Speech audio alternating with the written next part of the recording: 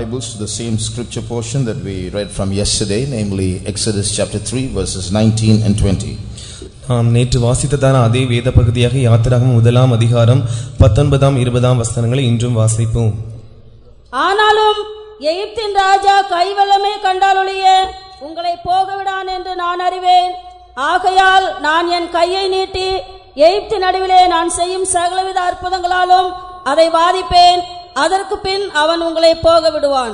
And I am sure that the king of Egypt will not let you go, no, not by a mighty hand, and I will stretch out my hand and smite Egypt with all my wonders, which I will do in the midst thereof, and after that he will let you go. How powerful is the word of God? தேவனுடைய வார்த்தை எவ்வளவு வல்லமையுள்ளதா இருக்கிறது. We just heard in the testimony how one verse was able to transform the entire life of a person. நாம் இப்பொழுதுதான் சாட்சியில் கேட்டோம் எப்படி வேதத்தில் இருக்கிறதான ஒரே ஒரு வார்த்தையானது அந்த சகோதரனுடைய ஜீவியத்தை எப்படி மாற்றினது என்று. This evening also I believe that God's word is going to visit some people. இந்த மாலை வேளையிலும் கூட தேவனுடைய வார்த்தையானது சில ஜனங்களை சந்திக்க போகிறது என்று நான் விசுவாசிக்கிறேன். God's word is going to touch those who are passing by this place. இந்த வழியாக கடந்து செல்கிறவர்களை கூட தேவனுடைய வார்த்தையானது தொட போகிறது. God's word is going to touch those who are going past the speakers. இந்த ஸ்பீக்கரின் வழியாக போகிறவர்களை கூட தேவனுடைய வார்த்தை தொட போகிறது. Those who believe this, lift up your hands. இதை விசுவாசிக்கிறவர்கள் உங்கள் கரங்களை உயர்த்துங்கள். God's words of transformation are going to enter into their ears and their hearts. தேவனுடைய வார்த்தையின் வல்லமையானது மறுரூபமாக்கப்பட்டதான வல்லமையாக அவர்களுடைய இருதயத்திலும் செவிகளிலும் ஏற போகிறது. With faith let us all praise God. நாம் விசுவாசத்தோடு கூட யாவரும் தேவனை ஸ்தோத்திரம் பண்ணுவோம். Praise the Lord, praise the Lord, praise the Lord. Praise you Jesus, praise you Lord, praise you Lord, praise you Rabba Shabtunam Karabakatuna. Praise you Lord, we praise you, we praise you, we praise you. We'll just briefly go through what we saw yesterday. நாம் நேற்று தினத்தில் கண்டதான காரியங்களை நாம் சுருக்கமாக இன்று காண்போம். We see in this verse that the king of Egypt is a powerful king. இந்த வசனத்திலிருந்து நாம் பார்க்கும்போது எகிப்தின் ராஜா வல்லமையுள்ளதான ராஜா என்று நாம் பார்க்கிறோம். This king is a reflection of a more real power in the kingdom of darkness. அந்தகாரத்தின் ராஜ்யத்தில் இருக்கிறதான மிகவும் அதிர்சனமாய் காணப்படுகிறதான நிஜமான வல்லமைக்கு இந்த ராஜா ஒப்பாயிருக்கிறான். And we saw how the Israelites were subdued by this king. இந்த இஸ்ரவேலர்கள் எப்படி இந்த ராஜாவினால் அவர்கள் கீழ்ப்படுத்தப்பட்டார்கள் என்றும் நாம் பார்த்தோம். Even so, these powers of darkness are trying to subdue the human race and keep them under their control. அதேபோல இந்த அந்தகாரத்தின் வல்லமைகளானது மனித சமுதாயத்தை அடிமைப்படுத்தி அவர்களை தங்கள் கட்டுப்பாட்டின் கீழ் வைக்கும்படியாக முயற்சிக்கிறது. One way of doing this is to make man think, is to deceive man into thinking that there is no God, that we have all evolved from nothing, from a monkey, and that we are just a combination of chemicals, that there is no meaning and purpose in life. இது செய்யப்படுகிறதான ஒரு வழி என்னவென்றால் இந்த அந்தகாரத்தின் வல்லமைகளானது மனுஷர்களை வஞ்சித்து இப்படி யோசிக்க வைக்கிறது. எப்படி என்றால் மனுஷனானவன் குரங்கிலிருந்து வந்தான், ஒன்றுமில்லாமல் இருந்து வந்தான், ஏதோ சாதாரண ரசாயன கலவையாக தான் இருக்கிறான் என்று மனுஷர்களை நினைக்க வைக்கிறது. So if there is no God, எனவே தேவன் இல்லை என்று நாம் வைத்துக் கொள்வோம் என்றால், then I can live as I like. என்னுடைய இஷ்டத்தின்படியே நான் வாழ்ந்து விடலாம். I can do what my like. என்னுடைய இஷ்டத்தின்படியே நான் செய்யலாம். I tell me what rules I make for my life. என்னுடைய வாழ்க்கைக்கு எப்படிப்பட்டதான விதிகள் இருக்க வேண்டும் என்று நானே எனக்கு சொல்லிக் கொள்ளலாம். So that way the devil deceives us into wasting our life and ruining our life. இதே போல பிசாசானவன் நம்முடைய வாழ்க்கையை பாழடிக்கிறதும் நம்முடைய வாழ்க்கையை அழிக்கிறதுமாய் காணப்படுகிறான். But we saw yesterday that is not so. ஆனா நாம் நேற்று அது அப்படி அல்ல என்று கண்டோம். God exists and he is very very real. தேவன் உயிரோடு இருக்கிறார், அவர் மிகவும் நிஜமானவராய் இருக்கிறார். Although he is invisible, he is very real. அவர் அதர்சனம் உள்ளவராய் இருந்தாலும் அவர் நிஜமானவராய் இருக்கிறார். And those who want to see him can see him, but there is a way to do it. அவரை காண வேண்டும் என்று விரும்புகிறவர்கள் அவரை காணலாம். But there is a way to do it. ஆனால் அதை செய்வதற்கு என்று ஒரு வழி இருக்கிறது. And we believe that all those of us who have proceeded to believe in him are going to see him face to face one day. அவரை விசுவாசித்து பின்பற்றுகிறதான நாங்கள் யாவருமே அவரை ஒரு நாள் முகமுகமாய் காணப்போகிறோம் என்று நாங்கள் விசுவாசிக்கிறோம். God has a plan about every human being born in this world. இந்த உலகத்தில் பிறந்திருக்கிறதான ஒவ்வொரு மனித பிறவிக்கும் தேவன் ஒரு திட்டத்தை வைத்திருக்கிறார். And his plan is written in his word. அவருடைய திட்டமானது அவருடைய வார்த்தையில் எழுதி வைக்கப்பட்டிருக்கிறது. I believe that as you come to these meetings and listen to the word of God, God is going to show you his plan about you. நீங்கள் இந்த கூட்டங்களுக்கு வந்து தேவனுடைய வார்த்தையை கவனிப்பீர்கள் என்றால் தேவன் உங்களை பற்றி இருக்கிறதான தம்முடைய திட்டத்தை உங்களுக்கு வெளிப்படுத்துவார் என்று நான் விசுவாசிக்கிறேன். Now these powers of Egypt work in different ways amongst human beings to keep them away from God. இந்த எகிப்தின் வல்லமைகளானது பல வகைகளில் கிரியை செய்து மனுஷர்கள் எப்படியாவது தேவனோடு கூட நெருங்கி விடக் கூடாது என்று கிரியை செய்கிறது. Another method that these powers use is sin. இந்த அந்தகார வல்லமைகளானது கையாளுகிறதான இன்னொரு முறை என்னவென்றால் பாவம். I told you there are dark powers, evil forces that are against the human race. மனித சமுதாயத்திற்கு விரோதமாக அந்தகார வல்லமைகளும் பொல்லாத ஆவிகளும் இருக்கிறது என்று நான் உங்களுக்கு சொன்னேன். And just as God is real, these powers are real. எப்படி தேவன் நிஜமானவராய் இருக்கிறாரோ அதே போல இந்த வல்லமைகளும் உண்மையாய் இருக்கிறது. And another method that these powers use to keep man away from God is sin. மனிதன் தேவனை நெருங்கவே விடக்கூடாது என்பதற்காக பயன்படுத்தப்படுகிறதான இன்னொரு முறைதான் பாவம். What is sin?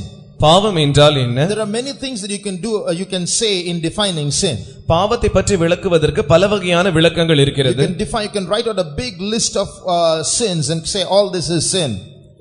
பாவத்தினுடைய மிகப்பெரிய பட்டியலை எழுதி வரிசையாக எழுதப்பட்டு இவைகள் யாவும் பாவங்கள் என்று சொல்லலாம். But in general we can say sin is anything that separates man from God. ஆனால் பொதுவாக சொல்ல வேண்டும் என்றால் தேவனை விட்டு மனுஷனை பிரிக்கிறதான எந்த காரியமும் பாவமாய் இருக்கிறது. Anything that separates man from God is sin. எந்த காரியம் எல்லாம் தேவனை விட்டு மனுஷனை பிரிக்கிறதோ அவைகள் யாவும் பாவங்களாய் இருக்கின்றன. It might be something that you have. ஒருவேளை அது நீங்கள் வைத்திருக்கிறதான ஏதோ ஒன்றாய் காணப்படலாம். It may be a place that you go to. இல்லாவிட்டால் நீங்கள் போகிறதான ஒரு இடமாய் அது இருக்கலாம். It may be a person you're acquainted with. இல்லாவிட்டால் நீங்கள் இசைந்திருக்கிறதான யாரோ ஒரு நபராய் இருக்கலாம். It may be a desire in the heart. இல்லாவிட்டால் இருதயத்தில் இருக்கிறதான ஒரு ஆசையாய் இருக்கலாம். It may be a thought in the mind. இல்லாவிட்டால் மனதில் இருக்கிறதான ஒரு எண்ணமாய் இருக்கலாம். It may be an action or a habit in your body. இல்லாவிட்டால் உங்கள் சரீரத்தில் இருக்கிறதான ஏதோ ஒரு செயலோ ஒரு பழக்க வழக்கமாகவோ இருக்கலாம். Whatever it might be, if it is something that will take you away from God, that is sin. ஆனால் எதுவாக இருந்தாலும் தேவனை விட்டு உங்களை எதுவெல்லாம் பிரிக்கிறதோ அது பாவமாய் இருக்கிறது. If your cell phone is taking you away from God, that is sin. உங்களுடைய செல்போன் ஆனது உங்களை தேவனை விட்டு பிரிக்கும் என்றால் அது பாவம். If you have a friend who is taking you away from God, that is sin. உங்களுக்கு இருக்கிறதான நண்பன் உங்களை தேவனை விட்டு பிரிப்பான் என்றால் அது அவன் உங்களுக்கு பாவமாய் இருக்கிறான். If you are going often to a place which is taking you away from the presence of God, that is sin. தேவனுடைய சமூகத்தை விட்டு வெளியே துரத்துகிறதான ஏதோ ஒரு இடத்துக்கு நீங்கள் அடிக்கடி செல்வீர்கள் என்றால் அது பாவமாய் இருக்கிறது. Children of God have to be very careful when they go to the shop. தேவனுடைய பிள்ளைகள் கடைகளுக்கு செல்லும்போது மிகவும் ஜாக்கிரதையுள்ளவர்களாய் இருக்க வேண்டும். We can buy for two reasons. நாம் இரண்டு காரணங்களுக்காக வாங்கலாம். Today there are so many shops all over the place with so many varieties of things to purchase. இன்று எல்லா இடங்களிலும் பல வகையான கடைகள் இருக்கிறது. அந்த பல வகையான கடைகளில் எல்லா பொருட்களும் கிடைக்கிறது. We can buy because of lust. நாம் இச்சை நிமித்தமாக வாங்கலாம். Or we can buy because of necessity. இல்லாவிட்டால் தேவை நிமித்தமாகவும் நாம் வாங்கலாம். A child of God should not buy because of lust. A child of God should not buy even because of need. ஒரு தேவனுடைய பிள்ளை இச்சை நிமித்தமாகவும் வாங்கக்கூடாது. தேவையாக இருக்கிறதே என்பதற்காகவும் ஒரு தேவனுடைய பிள்ளை வாங்கக்கூடாது. A child of God should buy only if it is the will of God. ஒரு தேவனுடைய பிள்ளை தேவனுடைய சித்தமாக இருந்தால் மாத்திரமே வாங்க வேண்டும். There are some things that we feel we need, but God thinks we don't need it. சில காரியங்கள் நமக்கு தேவை என்று நாம் உணர்கிறோம், ஆனால் அது நமக்கு தேவையில்லை என்று தேவன் நினைக்கிறார். So when God thinks that we don't need something and we lust after it, or we think it's necessary and we go and buy it, it will take us away from God and that will become sin. நாம் இச்சிக்கிறதான காரியங்கள் இல்லாவிட்டால் நாம் தேவை என்று எண்ணுகிறதான காரியங்கள் நமக்கு தேவையில்லை என்று தேவன் நினைப்பார் என்றால் அந்த காரியங்களை போய் நாம் வாங்குவோம் என்றால் அது நமக்கு பாவமா இருக்கிறது. If we go after a job when it's not the will of God, though it gives you high salary, it can take you away from God, that job will become sin. நீங்கள் ஒரு வேலை நாடி போவீர்கள் என்றால் அந்த வேலையில் அதிகமாக உங்களுக்கு சம்பளம் கிடைத்தாலும் அது தேவனுடைய சித்தம் இல்லாமல் இருக்கும் என்றால் அந்த வேலையானது உங்களுக்கு பாவமா இருக்கிறது. If you are going after money, that money can become sin in your life if you are not careful. நீங்கள் ஜாக்கிரதை இல்லாமல் இருப்பீர்கள் என்றால் பணத்திற்கு பின்பாக போகும்போது அந்த பணம் கூட உங்களுக்கு பாவமாய் மாறிவிடுகிறது. If you are studying and you don't seek the will of God, your studies can take you away from God and become sin. தேவனுடைய சித்தத்தை தேடாமல் இருந்து நீங்கள் தொடர்ந்து படித்துக் கொண்டிருப்பீர்கள் என்றால் உங்கள் படிப்பு ஒரு பாவமாய் இருக்கிறது. Now I want to share with you a few things as to how sin corrupts us, or what sin does in man's life. பாவமானது எப்படி நம்மை கெடுக்கிறது என்றும் ஒரு பாவமானது மனுஷனுடைய வாழ்க்கையை எப்படி பாழடைய செய்கிறது என்பதை பற்றியும் நான் சில காரியங்களை உங்களுக்கு சொல்ல விரும்புகிறேன். What are the different ways that sin does in our life while it separates us from God? பாவமானது நம்மை தேவனை விட்டு பிரிக்கும்போது அது நம்முடைய வாழ்க்கையில் என்ன காரியங்களை செய்கிறது? how it corrupts our heart and our spirit. அது எப்படி நம்முடைய இருதயத்தையும் நம்முடைய ஆவியையும் கெடுத்து போடுகிறது. I want to place before you 5 or 6 points as to what sin does in the life of a person. 5 அல்லது 6 காரியங்களை ஒரு பாவமானது மனுஷனுடைய வாழ்க்கையில் எப்படி செய்கிறது என்பதை பற்றி நான் உங்களுக்கு சொல்ல விரும்புகிறேன். First thing, முதலாவதாக, sin hardens our heart against God. பாவமானது தேவனுக்கு விரோதமாக நம்முடைய இருதயத்தை கடினப்படுத்தி விடுகிறது. Before I go further, நான் இன்னும் தொடர்ந்து செல்வதற்கு முன்பாக, I want to tell you that the king of Egypt is very powerful. எகிப்தின் ராஜா மகா வல்லமையுள்ளவன் என்று நான் உங்களுக்கு சொல்ல விரும்புகிறேன். And this sin is a weapon and instrument in his hands to hold every man under his control. எல்லா மனுஷரையும் தன்னுடைய கட்டுப்பாட்டின் கீழ் கொண்டு வர வேண்டும் என்பதற்காக அவன் பாவத்தை ஒரு பலத்த ஆயுதமாய் வைத்திருக்கிறான். There is no human being ever born in this world by natural means who has not committed sin. இந்த உலகத்தில் பிறந்திருக்கிற ஒரு இயற்கையாய் பிறந்திருக்கிற ஒரு மனுஷன் கூட பாவம் செய்யாமல் இருந்ததில்லை. Every human being from Adam till today who is born by natural means has committed sin. No man can lift up his hands and says, I've never done a mistake. ஆதாமின் நாட்கள் முதற்கொண்டு இன்று அளவும் இயற்கையாய் பிறந்திருக்கிறதான ஒவ்வொரு மனுஷனும் பாவம் செய்திருக்கிறவனாய் இருக்கிறான். ஒருவன் கூட தன்னுடைய கையை உயர்த்தி நான் பாவம் செய்யவில்லை என்று சொல்லவே முடியாது. And by virtue of those sins, these powers of darkness have every man in their control. அந்த பாவத்தின் மூலமாக இந்த அந்தகாரத்தின் ராஜாவானவன் எல்லா மனுஷனையும் தன்னுடைய கட்டுப்பாட்டின் கீழ் வைத்திருக்கிறான். So sin is powerful. எனவே பாவமானது வல்லமை உள்ளது. And there is only one way of escape from that sin. அந்த பாவத்திலிருந்து தப்பித்து போவதற்கு ஒரே ஒரு வழி மாத்திரமே இருக்கிறது. Before we see how we can come out of sin, we have to know what sin itself is. நாம் எப்படி பாவத்தை விட்டு வெளியே வர வேண்டும் என்பதை நாம் அறிந்து கொள்வதற்கு முன்பாக பாவம் என்றால் என்ன என்பதை பற்றி நாம் அறிந்து கொள்ள We வேண்டும். have to know what sin does in our life. பாவமானது நம்முடைய வாழ்க்கையில் அப்படி என்னதான் செய்கிறது. We have to see how dangerous it is. அந்த பாவமானது எவ்வளவு அபாயகரமானது என்று. Sin is very lovable.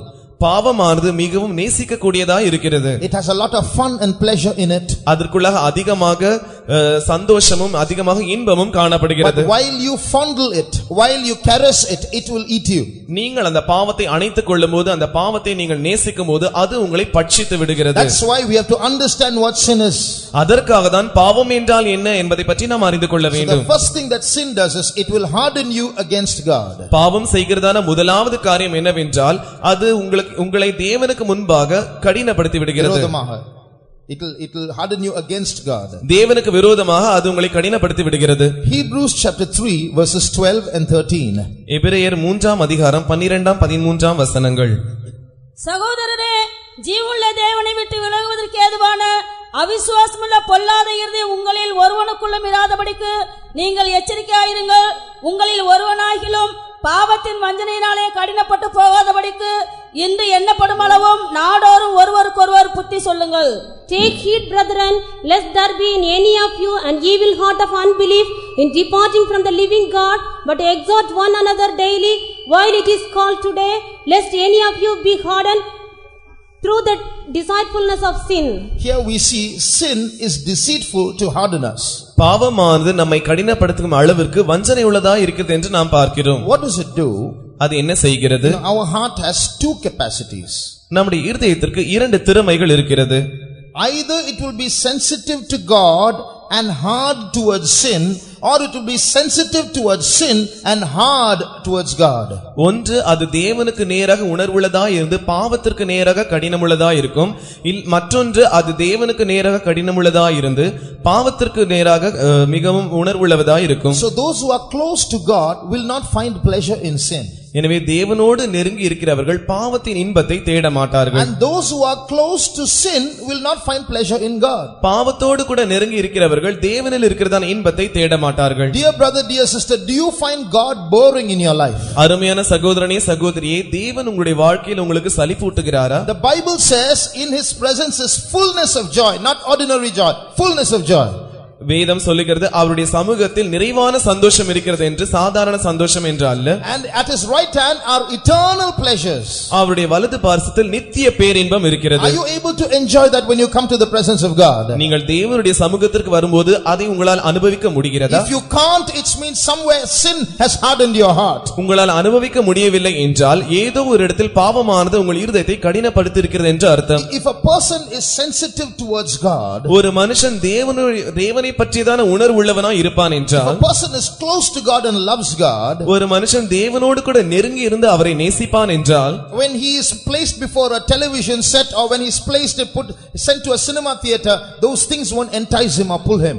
அவன் ஒரு டிவிக்கு முன்பாக செல்லும் போதோ இல்லாவிட்டால் ஒரு சினிமா தியேட்டருக்கு அவன் கொண்டு செல்லப்படும் போதோ அந்த காரியங்கள் அவனுக்கு இன்பம் தராது. We heard of a sister's testimony today who was taken to a picnic and taken to a faith home.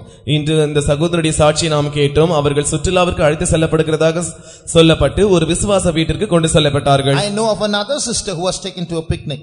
இன்னொரு சகோதரியை பற்றி எனக்கு தெரியும். அவர்கள் சுற்றுலாவுக்கு அழைத்து செல்லப்பட்டார்கள். She was only small girl about 15 years old. 15 வயது நிரம்பியதான ஒரு சகோதரி. The teacher and all the students had come, we are going for an excursion, we'll go. எல்லா ஆசிரியர்களும் பிள்ளைகளும் அவர்களை பார்த்து நாம் யாவரும் அந்த சுற்றுலாவிற்கு செல்லலாம் என்று கூறினார்கள். So she went with them. அந்த சகோதரி அவர்களோடு கூட சென்றாள். She was a faith home girl.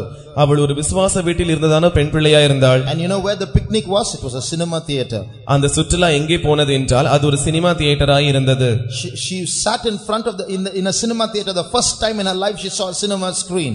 தன்னுடைய வாழ்க்கையில் முதன் முறையாக அந்த சினிமா தியேட்டரில் உட்கார்ந்து அந்த திரையை அவர் கண்டாள். And she said, "What's this?" இது என்ன என்று அவள் கேட்டாள். "I'm not going to sit here." நான் இங்கே உட்கார போவதில்லை. Teacher said, "Sit here or I'll punish you."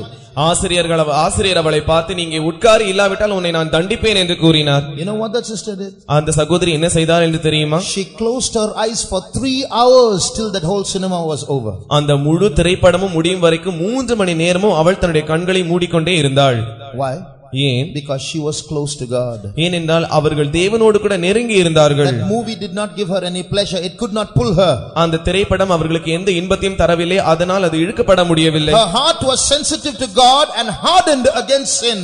அந்த இதயமானது தேவனுக்கு நேராக உணர்வுள்ளதாய் இருந்தது, பாவத்திற்கு விரோதமாய் கடினமாய் இருந்தது. But if sin manages to get inside, ஆனால் ஒரு பாவமானது எப்படியாவது உள்ளே பிரவேசிக்க முடியாத வழி பார்த்து பிரவேசித்து விட்டால், it will start making the heart soft towards itself and hard against God.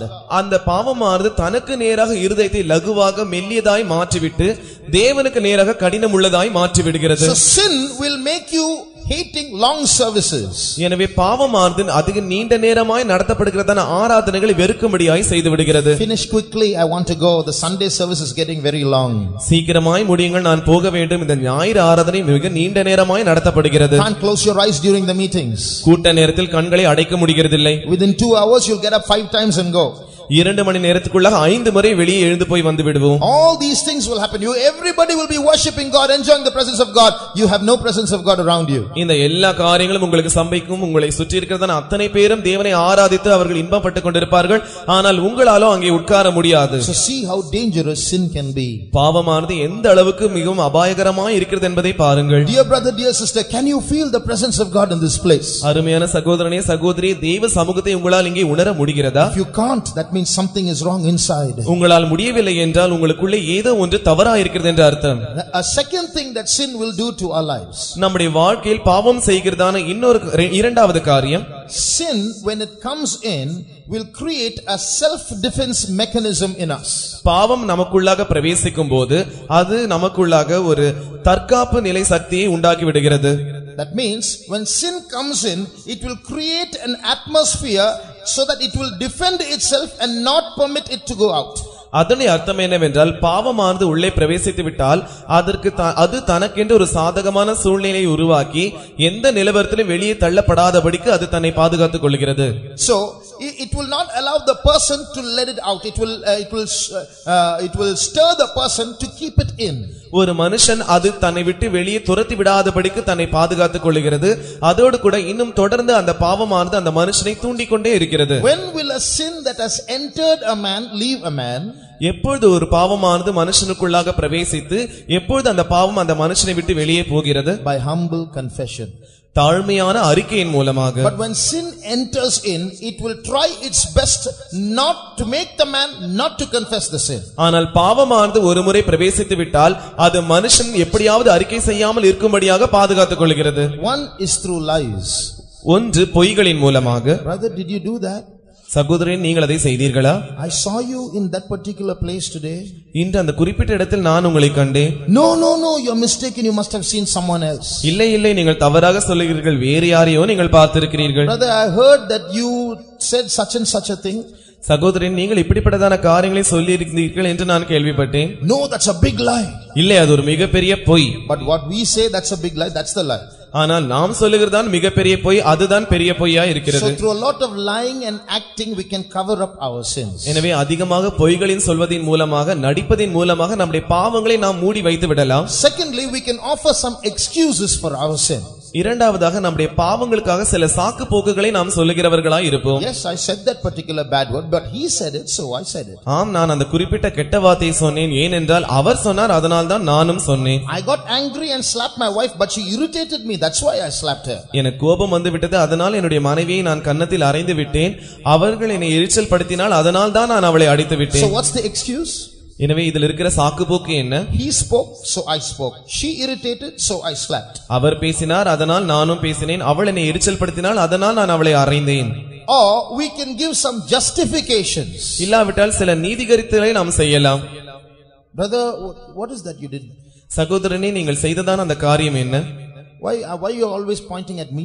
எப்பொழுது பார்த்தாலும் நீங்கள் எங்களையே குற்றம் சாட்டிக் கொண்டிருக்கிறீர்கள். That person also did that day, you didn't ask him. அந்த சகோதரனும் அதேதான் செய்தார், அவரை நீங்கள் ஒரு வார்த்தையும் கேட்கவில்லை. This sister did it that day, you didn't ask them. அந்த சகோதரி அதை ஒரு நாள் செய்தார்கள், அதை நீங்கள் கேட்கவில்லை. So what I am doing is right. எனவே நான் என்ன செய்கிறேனோ அது சரி. Justification.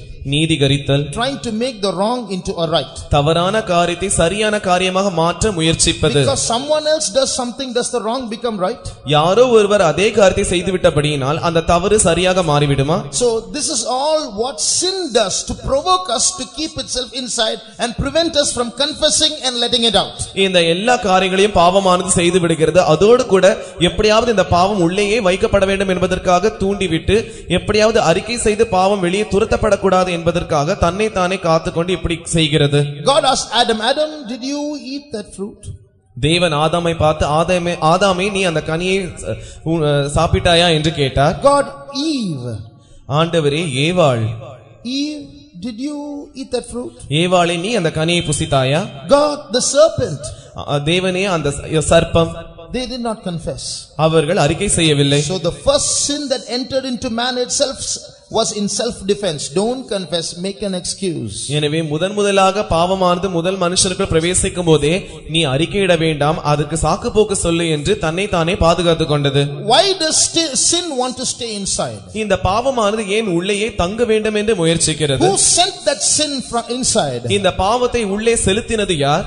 It is the king of Egypt, the power of darkness. அதுதான் அந்த எகிப்தின் ராஜா, அந்தகாரத்தின் வல்லமை. When he sends it inside, he creates that self defense ability and sends it inside. அவன் பாவத்தை அனுப்பும்போது அந்த பாவமானது தன்னை தானே பாதுகாத்துக் கொள்ளக்கூடியதான சக்தியோடு கூட பாவத்தை அனுப்புகிறான். So when it goes in, it's difficult to come out. எனவே அது உள்ளே சென்று விட்டால் வெளியே வருவது கடினம். So don't confess. எனவே நீங்கள் அறிக்கையிட வேண்டாம். If you read Numbers chapter 32 and verse 23. எண்ணாகமம் 32ஆம் அதிகாரம் 23ஆம் வசனத்தை நீங்கள் வாசிக்கும்போது, நீங்கள் இப்படி செய்யாமற் போனால் கர்த்தருக்கு விரோதமாக பாவம் செய்தவர்களாய் இருப்பீர்கள், உங்கள் பாவம் உங்களை தொடர்ந்து பிடிக்கும் என்று நிச்சயமாய் அறியுங்கள். So what is But if you will not do so, behold, you have sinned against the Lord, and be sure your sin will find you out. What's written here? இங்கே என்ன எழுதப்பட்டிருக்கிறது? It's nice in Tamil. உன்னை தொடர்ந்து பிடிக்கும். Sin will follow you and in the end it will catch you. பாவமானது உன்னை தொடர்ந்து பிடித்து கடைசியில் உன்னை அது அப்படியே பிடித்து விடும். That's what sin wants to do. இதைதான் பாவம் செய்ய வேண்டும் என்று முயற்சிக்கிறது. It wants to stay inside and keep following you and finally catch you. இந்த பாவமானது உள்ளேயே தங்க வேண்டும் என்று அது முயற்சிக்கிறது. அப்படியே தங்கி அது தொடர்ந்து பிடித்து கடைசியாக அது மூடி விடுகிறது. Read 1 Timothy 5:24. முதலாம் தீமோத்தேயு 5ஆம் அதிகாரம் 24ஆம் வசனத்தை வாசியுங்கள். சிலருடைய பாவங்கள் வெளியரங்கமாயிருந்து நியாய தீர்ப்புக்கு முந்திக் கொள்ளும், சிலருடைய பாவங்கள் அவர்களை பின் தொடரும்.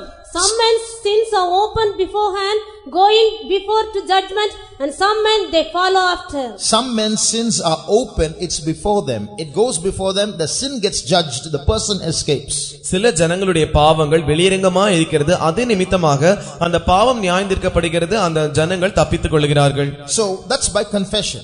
இது அறிக்கையின் மூலமாக இப்படி நடைபெறுகிறது. You open the sin inside you and keep it before you by confession. பாவத்தை திறந்து வெளியரங்கமாக வைப்பது அறிக்கையின் மூலமாக செய்யப்படுகிறது. But if you hide it by lying lies and excuses and justification. ஆனால் பொய்களின் மூலமாகவும் சாக்குப்போக்குகளின் மூலமாகவும் நீதிகரத்தின் மூலமாகவும் பாவத்தை மறைத்து வைக்க முயற்சிக்கும்போது maybe you can lift your head and walk in society, but before God you are still guilty. ஒருவேளை நீங்கள் சமுதாயத்தில் உங்கள் தலைகளை நிமிர்த்தி நடந்து கொண்டிருக்கலாம், ஆனால் தேவனுக்கு முன்பாக நீங்கள் ஒரு குற்றவாளியா இருக்கிறீர்கள். That sin is still following you, அந்த பாவமானது இன்னும் உங்களை தொடர்ந்து கொண்டிருக்கிறது. and it will follow you and it will appear on judgment day and criticize you. அந்த பாவமானது உங்களை தொடர்ந்து நியாயத்தீர்ப்பு நாளுக்கு முன்பாக அது தோன்றும். அது அந்த நாளில் பாவமானது உங்களை விமர்சிக்கும். Read Proverbs chapter 23 verses 31 and 32. நீதிமொழிகள் 23ஆம் அதிகாரம் 31ஆம் 32ஆம் வசனங்கள். மதுபானம் இரத்த வர்ணமாயிருந்து பாத்திரத்தில் பளபளப்பாய் தோன்றும் போது நீ அதை பாராதே, அது மெதுவாய் இறங்கும், முடிவிலே அது பாம்பை போல் கடிக்கும், விரியனை போல் தீண்டும். Look not thou upon the wine when it is red, when it giveth his color in the cup, when it moveth itself aright, at the last it biteth like a serpent, and strength like an adder. This is about every sin, not only about liquor. இது மதுபானத்தை பற்றி மாத்திரம் அல்ல, ஒவ்வொரு பாவத்துக்கும் இருக்கிறதான தன்மை. In every sin, behind every sin there is a serpent inside. ஒவ்வொரு பாவத்திற்கு உள்ளாகவும் ஒரு சர்ப்பம் காணப்படுகிறது. That serpent won't bite in the beginning, it will bite only in the end. இந்த சர்ப்பமானது ஆரம்பத்தில் கடிக்கிறதில்லை, முடிவில் தான் அது கடிக்கிறது. Till then it will allow you to wallow in that pleasure. அது வரைக்கும் அந்த இன்பத்திலே புரளும்படியாக இந்த பாவமானது செய்து விடுகிறது. If you look at the cigarette ad, ஒரு சிகரெட்டை பற்றி தான இருக்கிற விளம்பரத்தை நீங்கள் பார்க்கும்போது you will see a huge man on the board. அந்த விளம்பர பலகையில் ஒரு மிகப்பெரிய மனிதன் இருப்பதாக இருக்கும். And he will smoke the cigarette as though he is the hero. அவன்தான் ஏதோ ஒரு வீரனை போல தன்னுடைய வாயில் வைத்து அந்த சிகரெட்டை புகைத்துக் கொண்டிருப்பான். There at the bottom of the ad board in small letters will be a statutory warning: cigarette smoking is injurious to health. அந்த விளம்பர பலகையினுடைய அடி இடத்தில் ஒரு குறிப்பிட்ட வார்த்தைகள் எழுதப்பட்டிருக்கும், சட்டபூர்வமான எச்சரிக்கை என்று, சிகரெட் புகைத்தல் உடல் நலத்திற்கு கேடு விளைவிக்கும் என்று. So the man is big, the cigarette is showed as something very great, and the warning is small. அந்த தோல்விக்கு தான் அந்த மனிதன் மிகப்பெரியதாக காட்சியளிக்கிறான், அங்கே இருக்கிறதான சிகரெட்டும் காட்சியளிக்கிறது, ஆனால் அதை பற்றியதான எச்சரிக்கையோ சிறிய எழுத்துக்களில் எழுதப்பட்டிருக்கிறது. But that warning is the serpent that bites at the last. ஆனால் அந்த எச்சரிக்கை தான் கடைசியில் தீண்டுகிறதான சர்ப்பமா இருக்கிறது. So that man like a great man, as though he is the man and he is the male and he is an adult, he smokes and smokes and smokes. எனவே அந்த மனுஷன் ஏதோ ஒரு மிகப்பெரிய மனுஷனா இருந்து கொண்டு அவன் தான் ஒரு வீரனா இருக்கிறதை போல தொடர்ந்து அவன் புகைத்துக் கொண்டே இருப்பான். And finally what happens? கடைசியாக என்ன சம்பவிக்கிறது? This warning grows in size, the man becomes small. இந்த எச்சரிக்கையானது மிகப்பெரியதாக வளருகிறது, இந்த மனிதன் சிறியதாக சுருங்குகிறான். At the last the serpent appears and bites him. கடைசியாக சர்ப்பம் தோன்றி அவனை தீண்டுகிறது. It bites not only the body, it bites the soul. அது அவனுடைய சரீரத்தை மாத்திரம் தீண்டுகிறதில்லை, அவனுடைய ஆத்மாவையும் தீண்டி விடுகிறது. And the powers of darkness call him at the end of his life. அந்தகாரத்தின் வல்லமைகள் அவனுடைய வாழ்க்கையின் முடிவில் அவனை அழைக்கிறது. Brother, sister, sin is very dangerous. சகோதரனே சகோதரியே, பாவமானது மிகவும் ஆபத்தானது. I remember some years ago going to a particular hospital. சில வருஷங்களுக்கு முன்பாக ஒரு குறிப்பிட்ட ஆஸ்பத்திரிக்கு நான் சென்றேன். It was in Chennai. சென்னையில் இருக்கிறதான ஒரு ஆஸ்பத்திரி. And somebody had called us to pray for a patient. ஒரு குறிப்பிட்ட நோயாளிக்காக ஜெபிக்கும்படியாக சிலர் எங்களை அழைத்தார்கள். That patient was seriously ill. அந்த நோயாளி மிகவும் நோய்வாய்ப்பட்டவராய் இருந்தார். So the brother who was taking us to see the patient was explaining to us about the patient. அந்த நோயாளியை பற்றி, அந்த நோயாளிக்காக ஜெபிக்க வேண்டும் என்று அழைத்ததான சகோதரன் அந்த நோயாளியை பற்றியதான சில விஷயங்களை எங்களிடத்தில் சொல்லிக் கொண்டு வந்தார். He said, brother, this brother who is sick now on the bed, he was a Christian. சகோதரனே, இந்த வியாதி படுக்கையில் வியாதியா இருக்கிறதான இந்த நபர் ஒரு கிறிஸ்தவராய் இருந்தார். And he was saved. இவர் ஒரு ரட்சிக்கப்பட்ட நபராய் இருக்கிறார். He took water baptism. இவர் தண்ணீர் ஞானஸ்நானத்தை எடுத்துக்கிறவராய் இருக்கிறார். But he backslid. ஆனால் இவர் தன்னுடைய வாழ்க்கையில் பின்மாற்றத்தில் சென்று விட்டார். He started drinking. அவர் மதுபானம் பண்ண ஆரம்பித்தார். He fell into adultery. அவர் விபச்சாரத்தில் விழுந்து விட்டார். Now he is sick and dying. இப்பொழுது அவர் வியாதிப்பட்டு மரித்துக் கொண்டிருக்கிறார். Please pray for him. தயவு செய்து இவருக்காக ஜெபம் பண்ணுங்கள். So we went and stood near his bed. எனவே நாங்கள் அவருடைய அருகில் சென்று அவருடைய படுக்கைக்கு அருகே நின்றோம். His eyes were closed. அவருடைய கண்கள் மூடி இருந்தது. But he was not sleeping. ஆனால் அவர் தூங்கவில்லை. His eyes were closed and he was restless. He was squirming. His body was restlessly wriggling about. அவருடைய கண்கள் அடைத்திருந்தது, ஆனால் அவர் தூங்கவில்லை. அதற்கு பதிலாக அவருடைய சரீரமானது நெளிந்து கொண்டிருந்தது. And he was making a moaning sound. அவர் ஒரு முணுமுணுப்பதான சத்தத்தை ஏற்படுத்திக் கொண்டிருந்தார். And we were waiting. நாங்கள் காத்து கொண்டிருந்தோம். Suddenly he opened his eyes. திடீரென்று அவர் தன்னுடைய கண்களை திறந்தார். He said, Pastor, you've come, Pastor. Pastor, நீங்கள் வந்து விட்டீர்களா என்று சொன்னார். He said, we asked him, what happened? என்ன சம்பவித்தது என்று நாங்கள் கேட்டோம். Pastor, some black images are coming and trying to take me away. Pastor, சில கருப்பான உருவங்கள் வந்து என்னை கொண்டு போகும்படியாக வந்து கொண்டிருக்கிறது. Yesterday 4 black images came and tried to take me away. நேற்று 4 கருப்பான உருவங்கள் வந்து என்னை கொண்டு போகும்படியாக முயற்சித்தது. One held my left foot, one held the right foot, one held the left hand, one held the right hand. ஒரு உருவமானது என்னுடைய இடது காலையும் இன்னொரு உருவம் என்னுடைய வலது காலையும், மீதி இருக்கிறதான இந்த 2 உருவங்கள் என்னுடைய வலது கையையும் இடது கையையும் அது இழுத்துக் கொண்டிருந்தது. And they were going to drag me away. என்னை இழுத்துக் கொள்ளும்படியாக அது செய்தது. And I cried out, Jesus, please forgive me, please help me. இயேசுவே, என்னை தயவு செய்து மன்னியும், எனக்கு உதவி செய்யும் என்று நான் கூப்பிட்டபோது Suddenly some angels came. திடீரென்று சில தூதர்கள் வந்தார்கள். They pushed those black images away. அந்த கருப்பான உருவங்களை அவர்கள் துரத்தினார்கள். They stood by my side. அவர்கள் என்னுடைய பக்கத்தில் நின்றார்கள். When those black images went away, அந்த கருப்பான உருவங்கள் சென்ற பிறகு the man in the next room in the hospital died. அந்த அதே மருத்துவமனையில் இருந்ததான அடுத்த அறையில் இருந்ததான நோயாளி செத்து விட்டார். The images dragged him and went. அந்த கருப்பான உருவமானது அந்த நோயாளி இழுத்துக்கொண்டு சென்று விட்டது. Pastor, but those images are coming back and trying to drag me again. Please help me. Pastor, மறுபடியுமாக அந்த கருப்பான உருவங்கள் வந்து என்னை இழுத்துக் கொள்ளும்படியாக வந்து கொண்டிருக்கிறது. தயவு செய்து எனக்கு உதவி செய்யுங்கள். So now you know what sin is. இப்பொழுது பாவம் என்றால் என்ன என்று உங்களுக்கு புரிகிறதா? Sin is an advance that Satan puts in our soul to drag us later and claim ownership of ourselves. சாத்தானானவன் பாவத்தை நமக்கு ஏதோ முன்னேற்பாடாக நமக்குள்ளாக வைத்துவிட்டு கடைசியில் அந்த ஆத்துமாவை தனக்கென்று இழுத்துக் கொள்ளும்படியாக வைக்கிறதான ஒரு காரியமாய் பாவம் காணப்படுகிறது. So when sin goes in, it will see to it that it remains there and does not come in, so that Satan can take ownership of our souls at the end of our lives. எனவே பாவமானது ஒரு ஆத்துமாவுக்குள் பிரவேசிக்கும் போது அது அந்த ஆத்துமாவிலே தங்கிவிடும்படியாக தன்னைத்தானே பாதுகாத்துக் கொள்கிறது. எந்த காரணத்தை கொண்டும் அது வெளியே வராமல் உள்ளே இருந்து கொண்டு கடைசியில் சாத்தானவன் ஆத்துமாவை உரிமை பாராட்டி கேட்கும் வரைக்கும் அந்த ஆத்துமாவை உள்ளே இருந்து கொண்டு சாத்தானிடத்தில் அந்த ஆத்துமாவை கொண்டு செல்கிறது. So dear brother, heaven is real, hell is real, God is real, the devil is real. This is not a playground. Life is very serious. எனவே அருமையான சகோதரனே, பரலோகமானது மிகவும் நிஜமானதாய் இருக்கிறது, பாதாளமும் நிஜமானதாய் இருக்கிறது, தேவனும் மிகவும் நிஜமானவராய் இருக்கிறார், பிசாசும் நிஜமானதாய் இருக்கிறது. எனவே நாம் விளையாடுவதற்கு இது ஒரு விளையாட்டு திடல் அல்ல. நாம் நம்முடைய வாழ்க்கை குறித்து மிகவும் உணர்வுள்ளவர்களாய் இருக்க வேண்டும். The third thing that we have to understand about sin, பாவத்தை பற்றி நாம் புரிந்து கொள்ள வேண்டியதான மூன்றாவது காரியம், sin will corrupt our heart so that we will love lies rather than the truth. பாவமானது நம்முடைய ஆத்மாவை அந்த அளவுக்கு கெடுத்து போடுகிறபடியினால் நாம் சத்தியத்தை நேசிக்கிறதுக்கு பதிலாக பொய்களை தான் அதிகமாய் நாம் நேசிக்கிறவர்களாய் இருப்போம். Sin will corrupt our heart so that we will love lies rather than the truth. பாவமானது நம்முடைய ஆத்மாவை கெடுத்து போடுகிறபடியினால் நாம் சத்தியத்தை நேசிப்பதற்கு பதிலாக பாவத்தை அதிகமாய் பொய்களை நேசிக்கிறவர்களாய் இருப்போம். There's a story about a magician, a conjurer, who was performing many tricks on stage. ஒரு மாயவித்தைக்காரனை பற்றி தான் ஒரு கதை இருக்கிறது. அவர் மேடை போட்டு பல வகையான தந்திரங்களை செய்கிறவராய் இருந்தார். So he once took a plastic pig and put it under his shirt. ஒரு முறை ஒரு பிளாஸ்டிக்கால் செய்யப்பட்டதான ஒரு பன்றி பொம்மையை எடுத்து தன்னுடைய சட்டையின் கீழ் வைத்துக் கொண்டார். And he started pressing it under his shirt, and noises started coming out as though it was an original pig grunting. அவர் அந்த பன்றியை எடுத்து தன்னுடைய சட்டையின் கீழ் வைத்து அதை அழுத்த ஆரம்பித்தார். உடனே உண்மையான பன்றி கத்துவதை போல அந்த பன்றி பொம்மையிலிருந்து சத்தம் எழும்பினது. Actually he was making those noises with his own mouth. ஆனால் உண்மையில் அவர்தான் தன்னுடைய வாயினால் அந்த பன்றி சத்தத்தை போல சத்தத்தை எழுப்பிக் கொண்டிருந்தார். Everybody started clapping hands. எல்லாரும் கைதட்டி ஆரவரித்தார்கள்.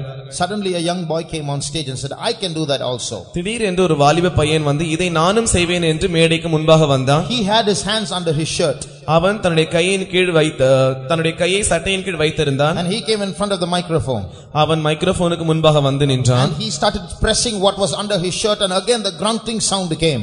தன்னுடைய சட்டையின் கீழ் எதை வைத்திருந்தானோ அதை அழுத்த ஆரம்பித்தான். உடனே சத்தம் எழும்பினது. So all the people there booed him and say, get down, don't ruin the show. That doesn't sound like a pig at all. அங்கே இருக்கிறதான அத்தனை ஜனங்களும் அவனை மிரட்டி நீ கீழே இறங்கி வா, இது booed him, they jeered him, they made fun of him. அவனை பார்த்து கிண்டல் செய்து நீ உடனே கீழே இறங்கி வா, இது இது பன்றி சத்தத்தை போல் இல்லவே இல்லை, இந்த நிகழ்ச்சியை நீ கெடுத்து போடாதே என்று கூறினார்கள். And he removed what was under his shirt and showed it was a real pig. அப்பொழுது அவனுடைய சட்டையில் என்ன இருந்ததோ அதை அவன் வெளியே எடுத்து காட்டும்போது உண்மையிலே ஒரு சிறிய பன்றிக்குட்டியா இது காணப்பட்டது. So he said, that man is a magician, whatever he does you will clap your hands. I brought a real pig, it made a real pig noise, but it's not real for you. எனவே அந்த மனுஷன் எப்படி சொன்னான், இந்த மனிதன் மாயவித்தைக்காரனா இருக்கிறான், எனவே அவன் எதையெல்லாம் சொல்லுகிறானோ அதையெல்லாம் நம்புகிறீர்கள், ஆனால் நான் உண்மையான பன்றியை எடுத்துக்கொண்டு வந்து சத்தம் போட வைத்தாலும் நீங்கள் அதை நம்பவில்லை. This is an example to tell to demonstrate how people love lies rather than the truth. ஜனங்கள் சத்தியத்தை நேசிப்பதை காட்டிலும் எப்படி பொய்களை நேசிக்கிறார்கள் நம்புகிறார்கள் என்பதற்கு இது ஒரு நல்ல எடுத்துக்காட்டா இருக்கிறது. Turn to John chapter 18 and read verse 37. யோவான் 18ஆம் அதிகாரம் 37ஆம் வசனத்தை நாம் பார்க்கும்போது, அப்பொழுது பிலாத்து அவரை நோக்கி, அப்படியானால் நீ ராஜாவோ என்றான். இயேசு பிரதித்திரமாக, நீர் சொல்லுகிறபடி நான் ராஜாதான். சத்தியத்தை குறித்து சாட்சி கொடுக்க நான் பிறந்தேன், இதற்காகவே இந்த உலகத்தில் வந்தேன். சத்தியவான் எவனும் என் சத்தம் கேட்கிறான் என்றார். Pilate therefore said unto him, Art thou a king then? Jesus answered, Thou sayest that I am a king. To this end was I born, and for this cause came I into the world, that I should bear witness unto the truth. Everyone that is of the truth heareth my voice. Jesus says here, everyone that is of the truth heareth my voice. இங்கே இயேசு சொல்லுகிறார், சத்தியவான் எவனும் என் சத்தம் கேட்கிறான். So when Jesus kept saying truth, truth, truth, Pilate asked Jesus a question. இயேசு சத்தியம் சத்தியம் சத்தியம் என்று சொல்லிக் கொண்டிருக்கும்போது பிலாத்து இயேசுவை பார்த்து ஒரு கேள்வியை கேட்கிறான். Read the next verse. அடுத்த வசனத்தை வாசியுங்கள். அதற்கு பிலாத்து, சத்தியமாவது என்ன என்றான். மறுபடியும் அவன் யூதர்களிடத்தில் வெளியே வந்து, நான் அவனிடத்தில் ஒரு குற்றமும் காணேன். Pilate said unto him, What is truth? And when he had said this, he went out again unto the Jews and said unto them, I find in him no fault at all. Here Pilate asks a question. இங்கே பிலாத்து ஒரு கேள்வியை கேட்கிறான். But if you see, he doesn't wait for an answer. He asks a question and just walks off. ஆனால் நீங்கள் பார்க்கும்போது அவன் பதில் வரை வரைக்கும் காத்திருக்கவில்லை, ஒரு கேள்வியை கேட்டுவிட்டு அப்படியே நடந்து போய்விட்டான். A very important question. What is truth? மிக முக்கியமான ஒரு கேள்வி, சத்தியம் என்றால் என்ன? Jesus was speaking about truth. Now what is truth? இயேசு சத்தியத்தை பற்றி பேசிக் கொண்டிருக்கிறார். இப்பொழுது சத்தியம் என்றால் என்ன? But he didn't wait for an answer, just walked off. ஆனால் பதிலுக்காக அவன் காத்திருக்கவில்லை, அவன் சென்று விட்டான். Today people just want something that that pleases their senses. They don't want the truth. இன்று ஜனங்களுக்கு தேவைப்படுகிறதான காரியங்கள் எல்லாம் தங்களுடைய ஐம்புலன்களை அவைகள் திருப்திப்படுத்தினால் போதும் என்றே நினைக்கிறார்கள். மற்ற காரியங்களை பற்றி அவர்கள் கவலைப்படுகிறதில்லை. They want something that is nice to hear, that's all. They don't want the truth. கேட்பதற்கு நன்றா இருக்க வேண்டும் என்று விரும்பி கேட்கிறார்கள், ஆனால் சத்தியத்தை கேட்பதற்கு பிரியமில்லை. There is a truth about God. தேவனை பற்றிதான ஒரு சத்தியம் இருக்கிறது. There is a truth about heaven. பரலோகத்தை பற்றிதான ஒரு சத்தியம் உள்ளது. There is a truth about hell. பாதாளத்தை பற்றிதான ஒரு சத்தியம் இருக்கிறது. What is that truth? அந்த சத்தியம் என்ன? Today there are hundreds of religions all over the world. இன்று உலகம் எங்கிலும் நூற்றுக்கணக்கான மார்க்கங்கள் இருக்கிறது. And each religion is having its own definition about God, heaven, hell, the devil and the future and so on. ஒவ்வொரு மார்க்கத்திற்கும் அதற்கென்று தனித்தனியே தேவனை பற்றியும் பிசாசை பற்றியும் எதிர்காலத்தை பற்றியும் பாதாளத்தை பற்றியும் தனக்கென்று சில வித்தியாசமான விளக்கங்களை வைத்திருக்கிறது. But today the common saying that goes about everywhere in the modern world is, all rivers lead to the ocean. Even so, all religions lead to the same God. ஆனால் இந்த நவீனமான உலகத்தில் இன்றைய நாட்களில் சொல்லப்படுகிறதான ஒரு பொதுவான காரியம் என்னவென்றால், எல்லா நதிகளும் சேர்ந்து ஒன்றாக கடைசியாக கடலில் போய் முடிவடைகிறது. அதே போல எல்லா மார்க்கங்களும் ஒன்றாக சேர்ந்து கடைசியாக தேவனிடத்தில் போய் தான் முடிவடைகிறது என்று சொல்லப்படுகிறதான ஒரு காரியம். You see, that statement is nice for the ears. இந்த வாக்கியமானது கேட்பதற்கு செவிகளுக்கு நன்றா இருக்கிறது. So if I live in a society where there are 100 people of 100 religions, and if I say this, we are all happily together. எனவே நூற்றுக்கணக்கான மார்க்கங்கள் இருக்கிறதான ஒரு சமுதாயத்தில் நான் வாழ்ந்து கொண்டிருக்கிறேன். எனவே இப்படிப்பட்டதான ஒரு காரியம் எனக்கு சொல்லப்படும்போது எனக்கு மிகவும் சந்தோஷம் தரக்கூடியதாக இருக்கிறது. No, we can all live together. நாம் யாவரும் ஒன்றாக சேர்ந்து வாழலாம். But is that statement correct? ஆனால் அந்த வாக்கியம் சரியானது தானா? If suppose there was an earthquake recently in China. சீன தேசத்தில் இப்பொழுது சமீபத்தில் ஒரு பூமி எதிர்ச்சி வந்தது. The next day one newspaper says 1,000 people died. அடுத்த நாள் ஒரு செய்தித்தாள் இப்படி ஒரு தகவலை வெளியிட்டது, 1000 ஜனங்கள் மரித்து போனார்கள் என்று. Then another paper says 10,000 people died. இன்னொரு செய்தித்தாள் 10,000 பேர் என்று கூறினது. A third newspaper says 1 lakh people died. இன்னொரு செய்தித்தாளானது 1,00,000 பேர் மரித்து விட்டார்கள் என்று போட்டது. Now suppose you are getting all three papers in your house. இந்த மூன்று செய்தித்தாள்களையும் நீங்கள் உங்கள் வீடுகளில் வாங்குகிறீர்கள் என்று வைத்துக் கொண்டால், and you're reading these different kinds of numbers, நீங்கள் இப்படி பல வகையான எண்களை பார்க்கிறீர்கள், what will you say? நீங்கள் என்ன சொல்லுவீர்கள்? Why are these newspapers giving different numbers? ஏன் இந்த செய்தித்தாள்கள் வித்தியாசமான பல வகையான எண்களை கொடுக்கிறது? Which one is the truth? எது உண்மையானது? You'll ask that, isn't it? நீங்கள் இதை கேட்பீர்கள். You won't say, oh, this is one view, this is another view, this is a third view. Each newspaper has its view. Let them write what is their view. இது ஒரு கண்ணோட்டம், இது ஒரு கண்ணோட்டம், ஒவ்வொரு செய்தித்தாளுக்கும் ஒரு கண்ணோட்டம் இருக்கிறது. எனவே அவர்கள் தங்கள் கண்ணோட்டத்தை வைத்து இப்படி எழுதியிருக்கிறார்கள் என்று நீங்கள் சொல்லுவீர்களா? You will not say that. You will know that one of them is the truth and the others are lies. நீங்கள் அப்படி சொல்ல மாட்டீர்கள். ஆனால் அதற்கு பதிலாக அதில் அந்த மூன்று காரியத்தில் ஏதோ ஒன்று உண்மையானது, மீதியா இருக்கிறது பொய்யானது என்று சொல்லுவீர்கள். It's also possible that all are lies. எல்லாமே பொய்யாக இருக்கவும் சாத்தியமாய் இருக்கிறது. In the same way, அதே போலவே it is possible that all religions in the world are lies. உலகத்தில் இருக்கிற அத்தனை மதங்களும் பொய்யா இருப்பதற்கும் சாத்தியமாய் இருக்கிறது. It's also possible that one can be the truth and all others lies. ஒன்று உண்மையா இருந்து கொண்டு மற்ற அனைத்தும் பொய்யா இருக்கவும் சாத்தியம் இருக்கிறது. But it cannot be possible that all are true at the same time. ஆனால் எல்லாம் ஒரே நேரத்தில் உண்மையா இருப்பதற்கு சாத்தியம் இல்லை. One religion says there's no heaven. ஒரு மார்க்கம் சொல்லுகிறது பரலோகம் இல்லை என்று. But there is a God. ஆனால் தேவன் இருக்கிறார். Another religion says there is no God but there is heaven. இன்னொரு மார்க்கம் சொல்லுகிறது கடவுள் இல்லை ஆனால் பரலோகம் இருக்கிறது என்று. A third religion says there's no hell, there is only heaven. மூன்றாவது மார்க்கம் சொல்லுகிறது நரகம் இல்லை ஆனால் பரலோகம் இருக்கிறது என்று. A fourth religion says there's many gods. நான்காவது மார்க்கம் சொல்லுகிறது பல வகையான தேவர்கள் இருக்கிறார்கள் என்று. A fifth religion says there's no God, there's no heaven, there's no hell. ஐந்தாவது மார்க்கம் சொல்லுகிறது கடவுளும் இல்லை பரலோகமும் இல்லை நரகமும் இல்லை என்று. And another religion says there is God, there is heaven, there is hell, there is resurrection after the dead. இன்னொரு மார்க்கம் சொல்லுகிறது தேவன் இருக்கிறார், பரலோகம் இருக்கிறது, பாதாளம் இருக்கிறது, மரணத்திற்கு பின்பாக உயிர்த்தெழுதல் இருக்கிறது என்று சொல்லுகிறது. Oh, that's all right, let them say what they like, it's all their view. இவைகள் எல்லாம் சரிதான், அவர்களுக்கு என்ன விருப்பமோ அதை சொல்லிக் கொள்ளட்டும், அதெல்லாம் அவர்களுடைய கண்ணோட்டமா இருக்கிறது. Brother, sister, is there not something called truth about this? சகோதரனே சகோதரி, இவைகளை பற்றி இருக்கிறதான சத்தியம் என்று ஏதோ ஒன்று இருக்கிறது. Are we making God so that we can have our own views about God? தேவனை பற்றி நமக்கென்று சொந்த கண்ணோட்டங்களை வைத்துக் கொள்ளும்படியாக நாம் தேவனை அந்த விதத்தில் மாற்றுகிறோமா? No, are we making God? நாம் தேவனை உருவாக்கி கொண்டிருக்கிறோமா? Are we the manufacturers of God? நாம் தேவனை உருவாக்குகிறவர்களா இருக்கிறோமா? Have we manufactured God to give our own definitions about God? தேவனை பற்றி நம்முடைய சொந்த விளக்கங்களை கொடுக்கும்படியாக நாம் தேவனை உண்டாக்கினோமா? Is there no truth about God? தேவனை பற்றி உண்மை இல்லையா? Is he there or is he not there? அவர் இருக்கிறாரா இல்லாவிட்டால் இல்லாமல் இருக்கிறாரா? Is he one or is he many? அவர் ஒருவரா இருக்கிறாரா இல்லாவிட்டால் பல பேரா இருக்கிறாரா? What is the truth? சத்தியம் என்றால் என்ன? Is there a heaven or is there no heaven? பரலோகம் இருக்கிறதா இல்லாவிட்டால் பரலோகம் இல்லையா? Is there a devil or is there no devil? பிசாசு இருக்கிறதா இல்லாவிட்டால் இல்லையா? Is there a hell or is there no hell? பாதாளம் இருக்கிறதா இல்லையா? Different religions give different views about how to get there. Which is the true way? பல வகையான மார்க்கங்கள் பல வகையான உண்மைகளை சொல்லிக் கொண்டிருக்கிறது. ஆனால் அங்கே போய் சேர்வதற்கு உண்மையான வழி என்ன, சத்தியம் என்ன? All the rivers go to the ocean but all the buses don't come to Takkala, isn't it? எல்லா நதிகளும் சமுத்திரத்துக்கு போவது உண்மை, ஆனால் எல்லா பஸ்களும் தக்கலைக்கு வருவது இல்லை. So you can't just take an example and say and quote it and establish something just because it sounds nice to the ears. எனவே ஏதோ ஒரு உதாரணத்தை எடுத்துக்கொண்டு ஏதோ ஒரு விஷயத்தை விளக்குவதன் மூலமாக அது செவிக்கு இன்பமாய் இருப்பதினால் அது உண்மையாய் மாறிவிட போகிறதில்லை. So here we see people don't want to know the truth, they just want to somehow compromise. Let's be one, let's not argue. எனவே இங்கே நாம் பார்க்கும்போது ஜனங்கள் சத்தியத்தை ஒத்துக்கொள்வதற்கு விருப்பப்படுகிறதில்லை, ஆனால் அதற்கு பதிலாக நாம் யாவரும் ஒன்றாகவே இருப்போம் என்று விருப்பப்படுகிறார்கள். So if you feel there's a God, keep it yourself. தேவன் இருக்கிறார் என்று நீ உணர்ந்தால் நீ உனக்கென்று மாத்திரம் அதை வைத்துக்கொள். If you feel there are many gods, let that be your belief.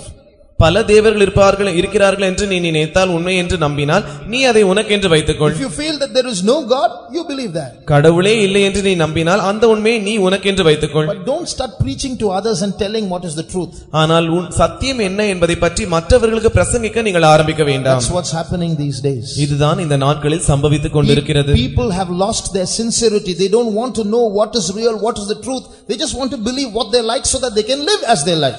ஜனங்கள் உண்மை என்ன என்பதை பற்றி அறிவதற்கு மனமில்லாமல் இருக்கிறார்கள். ஆனால் அவர்கள் தங்களுடைய இஷ்டத்தின்படி வாழும்படியாகவே அவர்கள் முயற்சிக்கிறார்கள். One day a Christian and an atheist were having an argument. ஒரு நாள் ஒரு கிறிஸ்தவனும் ஒரு நாத்திகவாதியும் ஒரு குறிப்பிட்ட விவாதத்தை செய்து கொண்டிருந்தார்கள். The Christian told the atheist, I will prove to you in half an hour that God exists. If I prove to you that God exists in half an hour, will you accept that God? அந்த கிறிஸ்தவ நபர் அந்த நாத்திகவாதியை பார்த்து, இன்னும் அரை மணி நேரத்தில் தேவன் இருக்கிறார் என்பதை நான் அத்தாட்சியாக நான் உனக்கு நிரூபிக்கிறேன். நான் அப்படி நிரூபித்து விட்டால் தேவன் இருக்கிறார் என்று நீ ஒத்துக்கொள்ளுவாயா என்று கேட்டார். He said no. அவர் இல்லை என்று சொன்னார். So what does that mean? இப்படியாக இருக்கும் என்றால் அதனுடைய அர்த்தம் என்ன? Even if the proof is provided, the atheist is not willing to accept the truth. சத்தியமானது அந்த நாத்திகவாதிக்கு கொடுக்கப்பட்டாலும் கூட அந்த நாத்திகவாதிக்கு சத்தியத்தை ஏற்றுக்கொள்வதற்கு மனம் இல்லை. So it's because people don't love the truth, they just want something to show some piety, to show some religiosity. எனவே ஜனங்களுக்கு முன்பாக சத்தியம் இருந்தாலும் கூட ஜனங்கள் அதை ஏற்றுக்கொள்வதற்கு மனம் இல்லை. ஆனால் அதற்கு பதிலாக ஏதோ ஒரு பக்தியை காட்டும்படியாக வெளிவேஷத்தை காட்டும்படியாக முயற்சிக்கிறார்கள். That is what sin is doing to the hearts of people. இதுதான் பாவமானது ஜனங்களுடைய இருதயத்தில் செய்கிறதான காரியம். The Bible says that very soon a person is coming, he's going to rule the whole world. அதி சீக்கிரத்தில் ஒரு நபர் வரப்போகிறான், அவன் இந்த முழு உலகத்தையும் ஆட்சி செய்ய போகிறான் என்று வேதம் சொல்லுகிறது. The Bible has prophesied and it's going to happen very soon. வேதம் அதை தீர்க்கதரிசனமாய் உரைத்திருக்கிறது, அது சீக்கிரத்தில் வந்து சம்பவிக்க போகிறது. He is a liar. அவன் ஒரு பொய்யன். The Bible says that he will come into power with a lot of lies. வேதம் சொல்லுகிறது அவன் பல வகையான பொய்களோடு கூட ஆட்சிக்கு வருவான் என்று. And because everybody loves lies rather than the truth, people are going to believe him and accept him as their world leader. எல்லா ஜனங்களும் சத்தியத்தை நேசிப்பதற்கு பதிலாக பொய்களே அதிகமாக நேசித்து அதை நம்புகிறபடியால் எல்லா ஜனங்களும் அவனையே உலகத்தின் அதிபதி என்று அவனை ஏற்றுக்கொள்வார்கள். He will say peace, peace, peace, and everybody will vote him into power. அவன் சமாதானம் சமாதானம் சமாதானம் என்று சொல்லுவான், எல்லா ஜனங்களும் அவனுக்கு பின்பாய் செல்வார்கள். But when he comes into power, there's going to be war and bloodshed everywhere. ஆனால் அவனோ ஆட்சிக்கு வந்துவிட்ட பிறகு எல்லா இடத்திலும் யுத்தம் யுத்தம் யுத்தம் என்று போர்க்களமாய் காணப்படும். He's going to say, as long as I am in power, the whole world is going to enjoy peace, but he's going to put his hands on your money, on your family, on your own life. அவன் ஆட்சிக்கு வரும்போது, நான் ஆட்சிக்கு வந்துவிட்டால் உலகமெங்கும் சமாதானம் சமாதானமாக இருக்கும் என்று அவன் உங்களுக்கு முதலாவது சொல்லுவான். ஆனால் அதற்கு பிறகு அவன் ஆட்சியை கைப்பற்றி விட்ட பிறகு தன்னுடைய கையை உங்கள் மேலும் உங்கள் குடும்பத்தின் மேலும் உங்கள் பிள்ளைகளின் மேலும் அவன் நீட்டுகிறவனாய் இருப்பான். Before that happens, அது சம்பவிதற்கு முன்பாக, remember, truth is one. சத்தியமானது ஒன்றா இருக்கிறது என்பதை நீங்கள் நினைவில் கொள்ளுங்கள். We are not saying, we are not going to push that truth and say we are preaching the truth. நாங்கள் தான் சத்தியத்தை சொல்லுகிறோம் என்று நாங்கள் உங்களுக்கு பலவந்தம் பண்ண போகிறதில்லை. We believe that we have the truth with us. எங்களோடு கூட சத்தியம் இருக்கிறது என்று நாங்கள் நம்புகிறோம். We are not forcing you to believe the same. நீங்களும் இதையே நம்ப வேண்டும் என்று நாங்கள் உங்களை பலவந்தம் பண்ணவில்லை. But understand that truth is one and it has to be discovered. சத்தியமானது ஒன்றா இருக்கிறது, அது கண்டறியப்பட வேண்டும் என்று நீங்கள் புரிந்து கொள்ள வேண்டும். You prayed to God and said, Lord, if you are there, God, if you are there, who are you? And how should I follow you? You talk to me and he will talk to you. நீங்கள் தேவனிடத்தில் ஜெபம் பண்ணி, தேவனே நீர் இருக்கிறீர் என்றால் நீர் என்னோடு கூட பேச வேண்டும், நீர் யார் என்று எனக்கு சொல்ல வேண்டும் என்று நீங்கள் அவரை பார்த்து மன்றாட வேண்டும். You know something? The Bible does not say that all religions are the same. உங்களுக்கு ஒரு விஷயம் தெரியுமா? வேதமானது எல்லா மார்க்கமும் ஒன்று என்று சொல்லுகிறதில்லை. The Bible says there is no other name other than the name of Jesus whereby we might be saved. நாம் ரட்சிக்கப்படுவதற்கு இயேசுவின் நாமமே அல்லாமல் வேறு நாமம் கட்டளையிடப்படவில்லை என்று வேதம் சொல்லுகிறது. Jesus did not say, I am also the way and the truth and the life. He said, I am the way, the truth and the life. நானும் கூட வழியும் சத்தியமும் ஜீவனுமாய் இருக்கிறேன் என்று இயேசு சொல்லவில்லை. ஆனால் அதற்கு பதிலாக நானே வழியும் சத்தியமும் ஜீவனுமாய் இருக்கிறேன் என்று இயேசு கூறினார். In Tamil it is clear, Nane, I alone am the way. தமிழில் நான் மாத்திரமே என்று சொல்லப்பட்டிருக்கிறது. So Jesus says, I alone am the way to heaven. No man can go to heaven without me.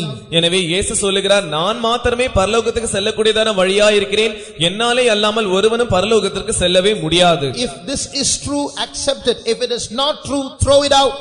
இது சத்தியமாக இருக்கும் என்றால் இதை ஏற்றுக்கொள்ளுங்கள், இது சத்தியமில்லை என்று நீங்கள் நினைத்தால் இதை தூக்கி எறிந்து போடுங்கள். But don't say all rivers lead to the ocean and so all religions lead to God. ஆனால் எல்லா நதிகளும் சமுத்திரத்துக்கு தான் போகிறது, அதேபோல எல்லா மார்க்கங்களும் தேவனிடத்துக்கு தான் போகிறது என்று நீங்கள் சொல்ல வேண்டாம். The truth is somewhere, it has to be found out. சத்தியமானது ஏதோ ஒரு இடத்தில் இருக்கிறது, அது கண்டறியப்பட வேண்டும். The fourth thing that sin does to man. பாவமானது செய்கிறதான நான்காவது காரியம், sin makes man big and makes God small. பாவமானது மனுஷனை பெரியவனாக மாற்றி விடுகிறது, தேவனை சிறியவராய் மாற்றுகிறது. Sin makes man big, inflates man and deflates God as though he is someone small. பாவமானது மனுஷனை வீங்கவும் பெரியதாக மாற்றவும் செய்து விடுகிறது, ஆனால் தேவனை சிறியவராக சுருங்க செய்து விடுகிறது. Once the president of a country went to visit a mental asylum. ஒருமுறை ஒரு நாட்டின் அதிபரானவர் ஒரு மனநல காப்பகத்திற்கு சென்றார். So the administrative officer was taking the president of that country around the different wards in that place. அவரை அழைத்து சென்றதான அதிகாரி பல இடங்களில் ஏற்பட்டதான போர் நடந்ததான இடங்கள் எல்லாம் அவருக்கு சுற்றி காண்பித்துக் கொண்டிருந்தார். So there was one particular man who was mentally retarded who was watering the trees there. ஆனால் அந்த இடத்தில் ஒரு குறிப்பிட்ட மனிதன், அவர் மனநிலை சரியில்லாதவர், அவர் அங்கே இருந்ததான செடிகளுக்கு தண்ணீர் ஊற்றிக் கொண்டிருந்தார். So the officer was telling the president of the country, he was saying, you see that man who is watering the trees there, he was mentally retarded, now he is much better, he is improving. அந்த அதிகாரி அந்த சுற்றி பார்த்து கொண்டிருந்ததான ஜனாதிபதியின் இடத்தில் இப்படி கூறினார், நீங்கள் அங்கே பார்க்கிறதான அந்த நபர் தண்ணீர் ஊற்றிக் கொண்டிருக்கிறார், அவர் மனநிலை சற்று சரியில்லாதவராக இருந்தார், ஆனால் இப்பொழுது அவர் சற்று தேறிக் கொண்டு வருகிறார் என்று கூறினார். After a lot of treatment now he is improving. அதிகமாக சிகிச்சை அளித்த பிறகு இப்பொழுது அவர் முன்னேறி கொண்டிருக்கிறார். So the president walked up to him. அப்பொழுது ஜனாதிபதி அவரிடத்தில் நேராக நடந்து சென்றார். Took his hand and shook hands with him and said, I am the president of this country. அவருடைய கையோடு சேர்த்து அவர் கை குலுக்கி விட்டு, நான் தான் இந்த நாட்டின் ஜனாதிபதி என்று கூறினார். And that man said, I also thought like that once about myself, that's why I came inside here. அப்பொழுது ஆனால் அதற்கு பதிலாக அந்த மனுஷன் எப்படி கூறினான், உங்களுக்கு தெரியுமா, நான் கூட ஒரு காலத்தில் இப்படிதான் நினைத்துக் கொண்டிருந்தேன், ஆனால் இப்பொழுது இந்த இடத்திற்கு வந்துவிட்டேன். You be here for 2 months, you will also be all right. நீங்களும் கூட இங்கே 2 மாதம் இருங்கள், நீங்களும் சரியாகி விடுவீர்கள். So that's what we do about God sometimes. இப்படிதான் தேவனை பற்றியதான விஷயத்தில் நாம் செய்கிறதான காரியமா இருக்கிறது. We forget who God is. We don't understand who God is. தேவன் யார் என்று நாம் புரிந்து கொள்ளாமல் இருக்கிறோம், தேவனை மறந்தே போய்விடுகிறோம். And we think that we are someone big. நாம் தான் அவரை காட்டிலும் பெரியவர் என்று நினைத்து விடுகிறோம். Now who is God? தேவன் யார்? Is he just a human being like you and me? உங்களை போலவும் என்னை போலவும் அவர் மனிதனா இருக்கிறாரா? Or is he just a doll? இல்லாவிட்டால் அவர் ஒரு புறாவா இருக்கிறாரா?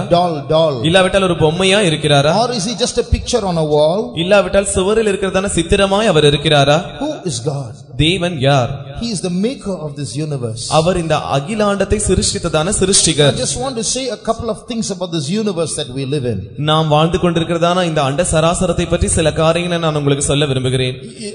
There are millions and millions of stars in the universe. அண்ட சராசரத்தில் மில்லியன் கணக்கான நட்சத்திரங்கள் இருக்கிறது. And all these stars are in clusters or in families. இந்த எல்லா நட்சத்திரங்களும் நட்சத்திர கூட்டங்களாய் காணப்படுகிறது. And we live in a family called the Milky Way. பால் வழி என்கிறதான கூட்டத்தில் தான் நாம் வாழ்ந்து கொண்டிருக்கிறோம். So in this family or in this galaxy, how many stars are there? இந்த நட்சத்திர கூட்டத்தில் எத்தனை நட்சத்திரங்கள் இருக்கிறது என்று உங்களுக்கு தெரியுமா? Supposing you assign a man with the job of counting the number of stars in this Milky Way galaxy. உதாரணமாக இந்த பால் வழியில் இருக்கிறதான நட்சத்திர கூட்டத்தை மாத்திரம் நீ எண்ண வேண்டும் என்று ஒரு மனிதனுக்கு நாம் வேலை கொடுப்போம் என்றால், from his birth, அவனுடைய பிறப்பிலிருந்து he starts counting the stars. அவனுடைய பிறந்த நாளிலிருந்து அவன் எண்ணுகிறான் என்று வைத்துக் கொள்ளுங்கள். 1 star per second. ஒரு நொடிக்கு ஒரு நட்சத்திரம். He doesn't go to school, he doesn't eat, he doesn't drink, nothing else. 24 hours throughout his lifetime he is counting stars, 1 star per second. அவன் பள்ளிக்கு செல்கிறதே, அவன் சாப்பிடுகிறதில்லை, எங்கும் வேற எங்கும் அவன் செல்கிறதில்லை. ஆனால் எப்பொழுதுமே 24 மணி நேரமும் அவன் பிறந்த நாள் முதற்கொண்டு இந்த நட்சத்திரங்களை எண்ணிக்கொண்டே இருக்கிறான் என்றால், only the stars in our Milky Way galaxy. நம்முடைய பால்வழியில் இருக்கிறதான நட்சத்திர கூட்டத்தில் இருக்கிறதான நட்சத்திரங்களை மாத்திரம் to finish counting the stars, it will take him 2500 years. அந்த நட்சத்திரங்களை எண்ணி முடிப்பதற்கு அவனுக்கு 2500 வருஷங்கள் ஆகும். So many stars there are in our family alone. அவ்வளவு தொகையான நட்சத்திரங்கள் நாம் வாழ்ந்து கொண்டிருக்கிறதான இந்த நட்சத்திர கூட்டத்தில் மாத்திரம் இருக்கிறது. And there are millions of families of stars. இதே போல மில்லியன் கணக்கான நட்சத்திர கூட்டங்கள் இருக்கிறது. Then imagine the total number of stars. அப்படியாக இருக்கும் என்றால் மொத்த தொகையா இருக்கிறதான நட்சத்திரம் எவ்வளவா இருக்கும் என்று யோசித்து பாருங்கள். But the Bible says that he calls the stars by their names. He knows each one of them. ஆனால் வேதம் சொல்லுகிறது அவர் நட்சத்திரங்களை பேரிட்டு அழைக்கிறார், அவைகளை தனித்தனியே அறிந்திருக்கிறார் என்று. None of them are out of his memory. அவைகளில் ஒன்று கூட அவருடைய ஞாபகத்திற்கு வெளியே இல்லை. That's the God that we have. அப்படிப்பட்ட தேவனை தான் நாம் வைத்திருக்கிறோம். You know how big our earth is? நம்முடைய பூமியானது எவ்வளவு பெரியது என்று உங்களுக்கு தெரியுமா? Supposing that earth is the size of a table tennis ball, so big. உதாரணமாக பூமியானது டேபிள் டென்னிஸ் பால் அந்த பந்தின் அளவிற்கு இருக்கிறது. This earth is so big. இந்த அளவிற்கு அந்த பூமி காணப்படுகிறது. There is a star called Arcturus. Arcturus என்கிறதான ஒரு நட்சத்திரம் இருக்கிறது. You know how many earths will fit into Arcturus?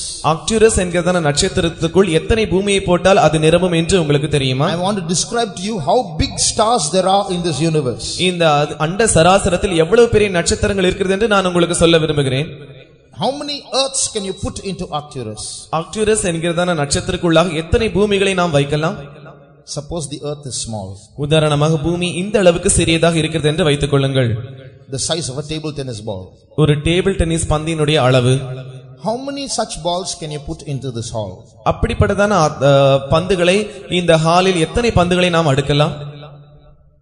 Maybe 5000? 5000 பந்துகள். Or maybe 10,000? இல்லாவிட்டால் ஒருவேளை 10000 பந்துகள். All right. How many balls, such balls can you put in whole of Nagarkoil? Nagercoil முழுவதுமாக அப்படிப்பட்ட பால்களை எத்தனை பால்களை நாம் அடுக்க முடியும்? That's difficult to count, isn't it? எண்ணுவதற்கு சற்று கடினம். All right. How many such balls can you put inside whole of Tamil Nadu? Tamil Nadu முழுவதுமாக அப்படிப்பட்ட பந்துகளை எத்தனை பந்துகளை நாம் வைக்க முடியும்? That's too much to count, isn't it? அது எண்ணுவதற்கு மிகவும் அதிகம். All right. How many such balls can you put in the entire South India?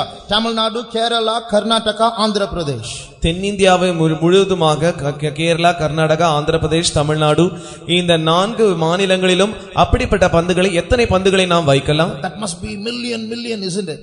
அது ஒருவேளை மில்லியன் கணக்காக போகும். The number of earths that you can put into Arcturus is much more than that. Arcturus என்கிறதான அந்த நட்சத்திரத்திற்குள்ளாக நீங்கள் போடுகிறதான பூமிகளானது நாம் இந்த 4 மாநிலங்களிலும் வைக்கிறதான பந்துகளினுடைய எண்ணிக்கையை காட்டிலும் அதிகம். Fill Tamil Nadu, Kerala, Andhra, Karnataka and one more Kerala with these balls.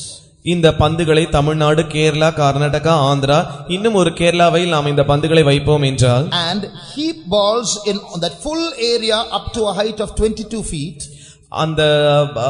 அந்த பந்துகளை அடுக்கிவிட்டு 22 அடி உயரத்திற்கு மறுபடியும் பந்துகளை அடுக்கி go on putting ball after ball up to that height of 22 feet.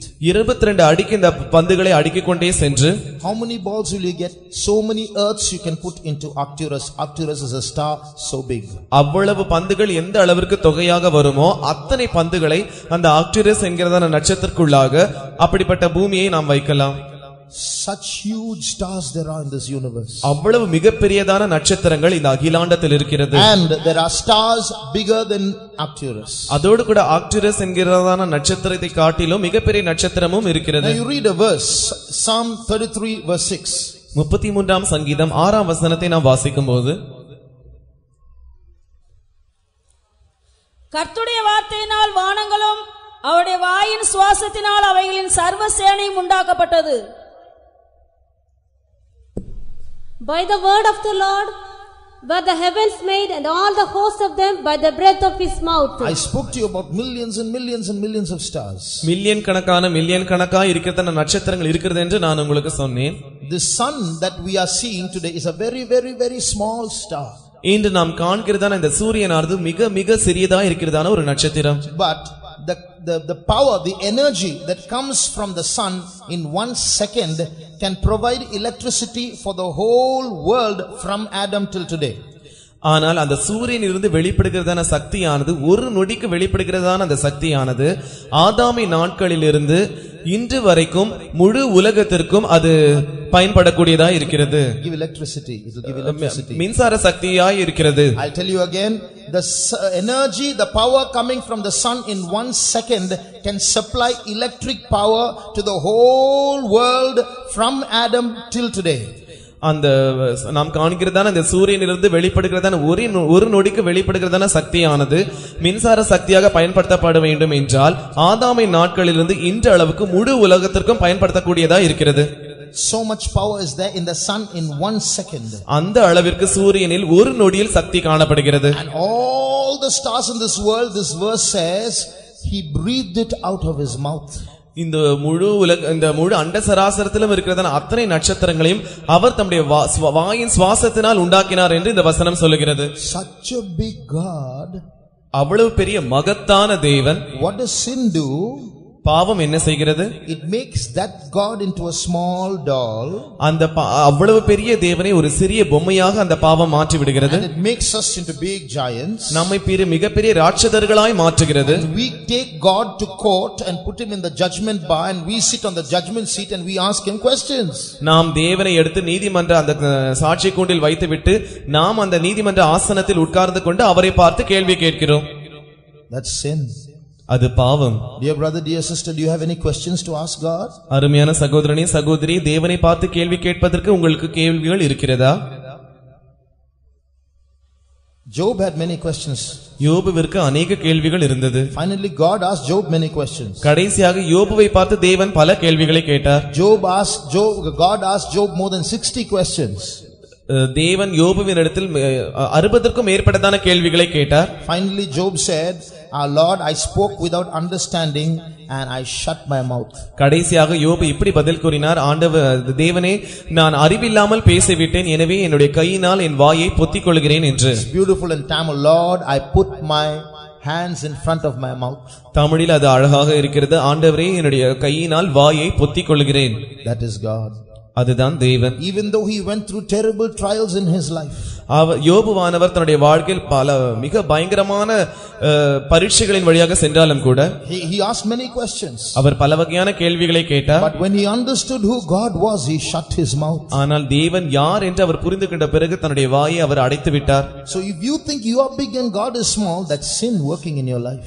நீங்கள் பெரியவர்கள் என்றும் தேவன் சிறியவர் என்றும் நீங்கள் நினைத்தால் நீங்கள் உங்கள் வாழ்க்கையில் பாவம் செய்கிறீர்கள். Another thing that God does, that sin does in our life. பாவம் செய்கிறது நம்முடைய வாழ்க்கையில் செய்கிறதான இன்னொரு காரியம்.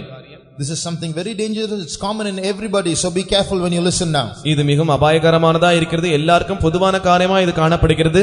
எனவே கேட்கும்போது மிகவும் ஜாக்கிரதையாய் கேளுங்கள். I'm going to finish quickly, there's no time. நான் சீக்கிரமாய் முடிக்க போகிறேன், நேரமில்லை. Sin will make you show out all the good things in your life and make that big and make itself negligible. பாவமானது தனக்குள் இருக்கிறதான அத்தனை நல்ல காரியங்களை வெளியே காண்பிக்கும்படியாக செய்துவிடும். ஆனால் அந்த பாவத்தை புறக்கணித்து தள்ளக்கூடிய அளவுக்கு அது மறைந்து இருக்கும். It will make the good parts of your life very big and prominent and make itself very small and negligible. உங்கள் வாழ்க்கையில் இருக்கிறதான எல்லா நல்ல பகுதிகளையும் மிக பிரதானமானதாக முக்கியமானதாக அது வெளிப்படும்படியாக செய்துவிடும். ஆனால் தன்னையோ பொருட்படுத்தப்படாத அளவிற்கு அது மறைந்து கொள்ளும். So the thief won't repent because he stole. He'll be very proud because he doesn't drink. எனவே ஒரு திருடன் திருடும்போது தான் திருடுகிறேனே என்கிறதான ஒரு பயம் அவனுக்கு இருக்காது, ஒரு மனஸ்தாபம் இருக்காது. ஏனென்றால் நான் குடிக்காமல் இருக்கிறேனே, திருடுதான் செய்கிறேனே என்று அவன் நினைப்பான். He won't repent because he didn't steal. Instead, he will boast that he doesn't drink. தான் திருடுகிறேனே என்கிறதான அந்த திருட்டு தொழிலை குறித்து அவன் மனஸ்தாபப்பட மாட்டான். ஆனால் அதற்கு பதிலாக நான் தான் மதுபானம் பண்ணாமல் இருக்கிறேனே என்பதை பற்றி அவன் மேன்மை பாராட்டுவான். So he doesn't drink, so he's good. But the stealer, that's small thing. அவன் மதுபானம் பண்ணாமல் இருக்கிறான், அது நல்லது. ஆனால் அந்த திருட்டு தொழிலை பற்றி அது பரவாயில்லை, அது சின்ன காரியம். So the drunkard will come home drunk, but then he will say, but I don't slap my wife, I don't beat my wife, I just drink and lie quietly at home. குடிகாரன் குடித்துவிட்டு தன்னுடைய வீட்டிற்கு வருவான். ஆனால் அவனை பார்த்து கேட்டால், நான் என்னுடைய மனைவியை அடிக்கிறதில்லை, என்னுடைய மனைவியை திட்டுகிறதில்லை, நான் அப்படியே என்னுடைய வீட்டிற்குள் அமைதியாக இருந்து விடுகிறேன். So what will sin do?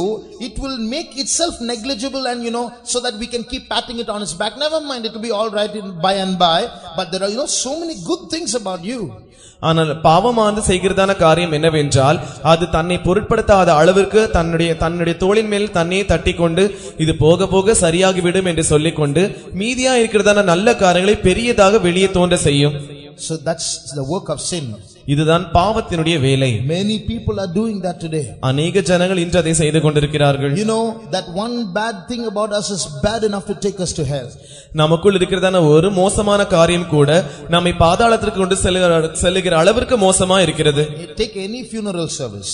எந்த அடக்க ஆராதனையும் நீங்கள் எடுத்துக்கொள்ளுங்கள். Any wicked person is buried, people will only talk good things about him. எந்த ஒரு பொல்லாத மனுஷனை அடக்கம் பண்ணினாலும் கூட ஜனங்கள் அந்த மனுஷனை பற்றி நல்ல காரியங்களை தான் சொல்லுவார்கள். When we die, all of us become good, isn't it? நாம் மரிக்கும்போது நாம் எல்லாருமே நல்லவர்களாய் மாறிவிடுகிறோம். But that goodness is not good enough to take us to heaven. ஆனால் அந்த நல்ல காரியமானது நம்மை பரலோகத்திற்கு கொண்டு செல்லக்கூடிய அளவிற்கு நன்மை பயப்பதில்லை. No good that we ever do on earth is good enough to take us to heaven. நாம் இதுவரைக்கும் பூமியில் செய்ததான எந்த நல்ல காரியமும் நம்மை பரலோகத்திற்கு கொண்டு செல்ல போகிறதில்லை. Normally they say, good people go to heaven, bad people go to hell. பொதுவாக இப்படி சொல்லுவார்கள், நல்லவர்கள் சொர்க்கத்திற்கு போவார்கள், கெட்டவர்கள் நரகத்திற்கு போவார்கள் என்று. Listen very carefully. கவனமாய் கவனியுங்கள். I'm going to tell you something. நான் உங்களுக்கு சில காரியத்தை சொல்லப் போகிறேன். Good people will go to hell, bad people also go to hell. நல்ல ஜனங்களும் நரகத்திற்கு செல்லுவார்கள், கெட்டவர்களும் நரகத்திற்கு தான் செல்லுவார்கள். The Bible says those people that we human beings call good will go to hell and bad people will go to hell. வேதம் சொல்லுகிறது, மனிதர்கள் மற்றவர்களை பார்த்து நல்லவர்கள் என்று சொல்லுகிறார்களே அந்த நல்லவர்களும் நரகத்திற்கு செல்வார்கள், கெட்டவர்களும் நரகத்திற்கு செல்வார்கள். Because according to the Bible there is none that doeth good. What we call good is not good in heaven's sight. ஏனென்றால் வேதத்தின் அடிப்படையில் பார்க்கும்போது நன்மை செய்கிறவன் ஒருவனாகிலும் இல்லை என்று சொல்லுகிறது. ஏனென்றால் நாம் இந்த பூமியில் செய்கிறதான நன்மையானது தேவனுடைய பார்வையில் தீமையாயிருக்கிறது. What we call good is not good in heaven's sight. நாம் எதை நன்மை என்று அழைக்கிறோமோ அது பரலோகத்தின் பார்வையில் நன்மையா இருப்பதில்லை. In heaven's sight all good people and all bad people are all filthy. That's what the Bible states. பரலோகத்தின் பார்வையில் எல்லா நல்ல ஜனங்களும் எல்லா கெட்டவர்களும் அசுத்தமானவர்கள் என்று பரலோகம் சொல்லுகிறது. So there is no goodness that you can do or there's no goodness that I can do that can qualify me for heaven. All our righteousness is as filthy rags. எனவே நீங்கள் செய்கிறதான எந்த நல்ல காரியமும் நான் செய்கிறதான எந்த நல்ல காரியமும் என்னை பரலோகத்திற்கு கொண்டு செல்லக்கூடியதான நன்மை என்று சொல்ல முடியாது. நம்முடைய எல்லா நன்மையும் அழுக்கான கந்தையாய் இருக்கிறது. So let's not try to project our goodness. That's not what we have to concentrate on. What is that bad part of our life? What is the sin of the life? That is what we have to deal with. எனவே நம்முடைய நல்ல செயல்களை நாம் வெளியே காட்டும்படியாய் முயற்சிக்க வேண்டாம். ஆனால் அதற்கு பதிலாக நம்முடைய வாழ்க்கையில் என்ன மோசமான காரியங்கள் இருக்கிறது, அந்த மோசமான காரியங்கள் நம்மை பாதாளத்திற்கு கொண்டு சென்று விடுமே என்று அந்த பாவத்தை நாம் அறிக்கை செய்வதற்கு முயற்சிக்க வேண்டும். Sixthly, ஆறாவதாக, what does sin do?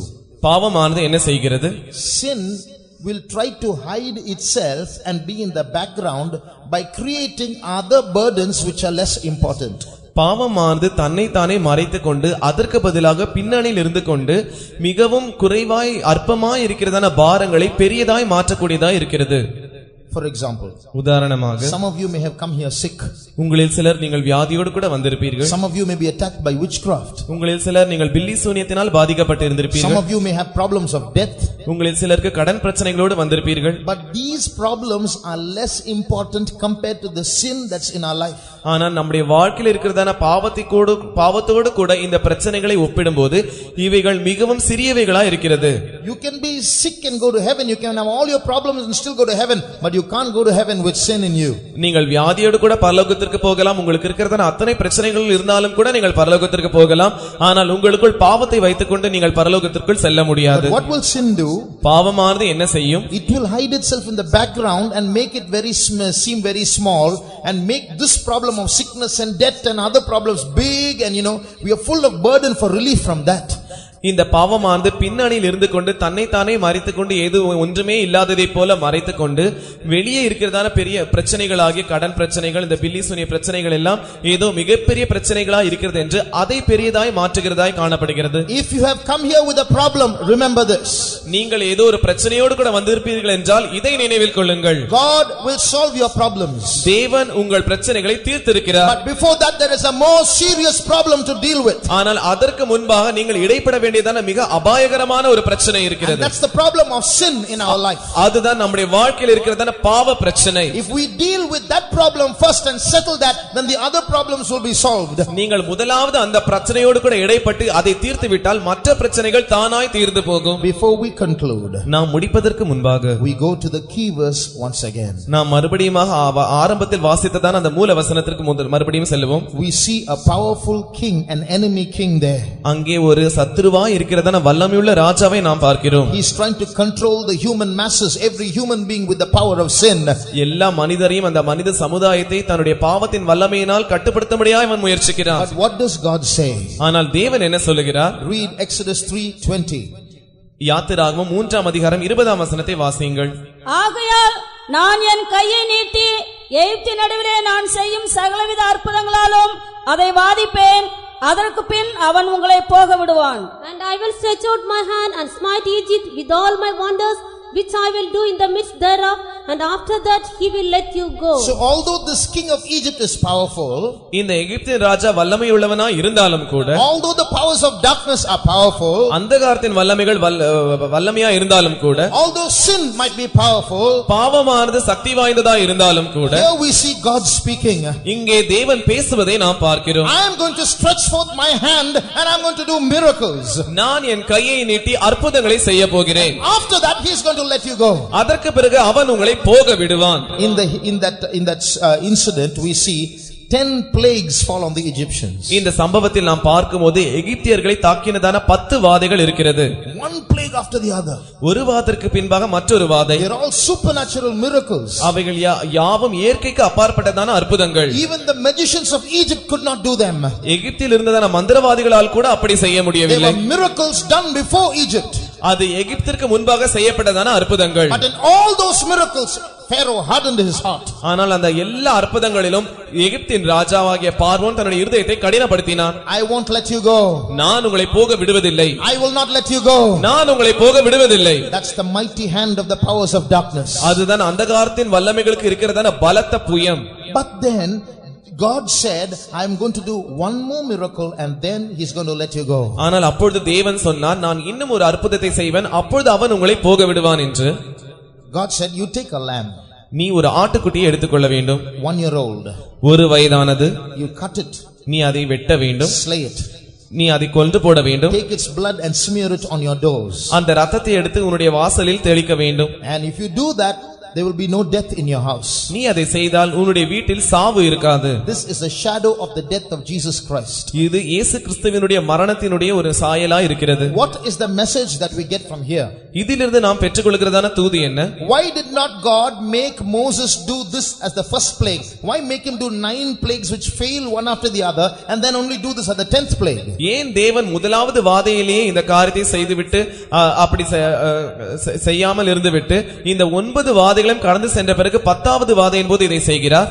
Why didn't he do that in the first plague? They could have been delivered quickly, isn't it? ஏன் அவர் முதலாவது வாதையிலே செய்திருந்தால் அவர்கள் சீக்கிரமாக விடுவிக்கப்பட்டிருப்பார்கள். What is the message here? இங்கே இருக்கிறதான தூது என்ன? Dear brother, dear sister, அருமையான சகோதரனே சகோதரியே, you may have come here with problems. ஒருவேளை நீங்கள் பிரச்சனைகளோடு கூட இங்கே வந்திருக்கலாம். God is going to do miracles in your life. தேவன் உங்கள் வாழ்க்கையில் அற்புதங்களை செய்ய போகிறார். But salvation will not come from miracles. ஆனால் ரட்சிப்பு அற்புதங்களிலிருந்து வராது. The power of Calvary is what is going to do the work of salvation in your life. உங்களுடைய வாழ்க்கையில் கல்வாரியின் வல்லமையானது ரட்சிப்பை செய்ய போகிறது. The power of Calvary is more powerful than any miracle on earth.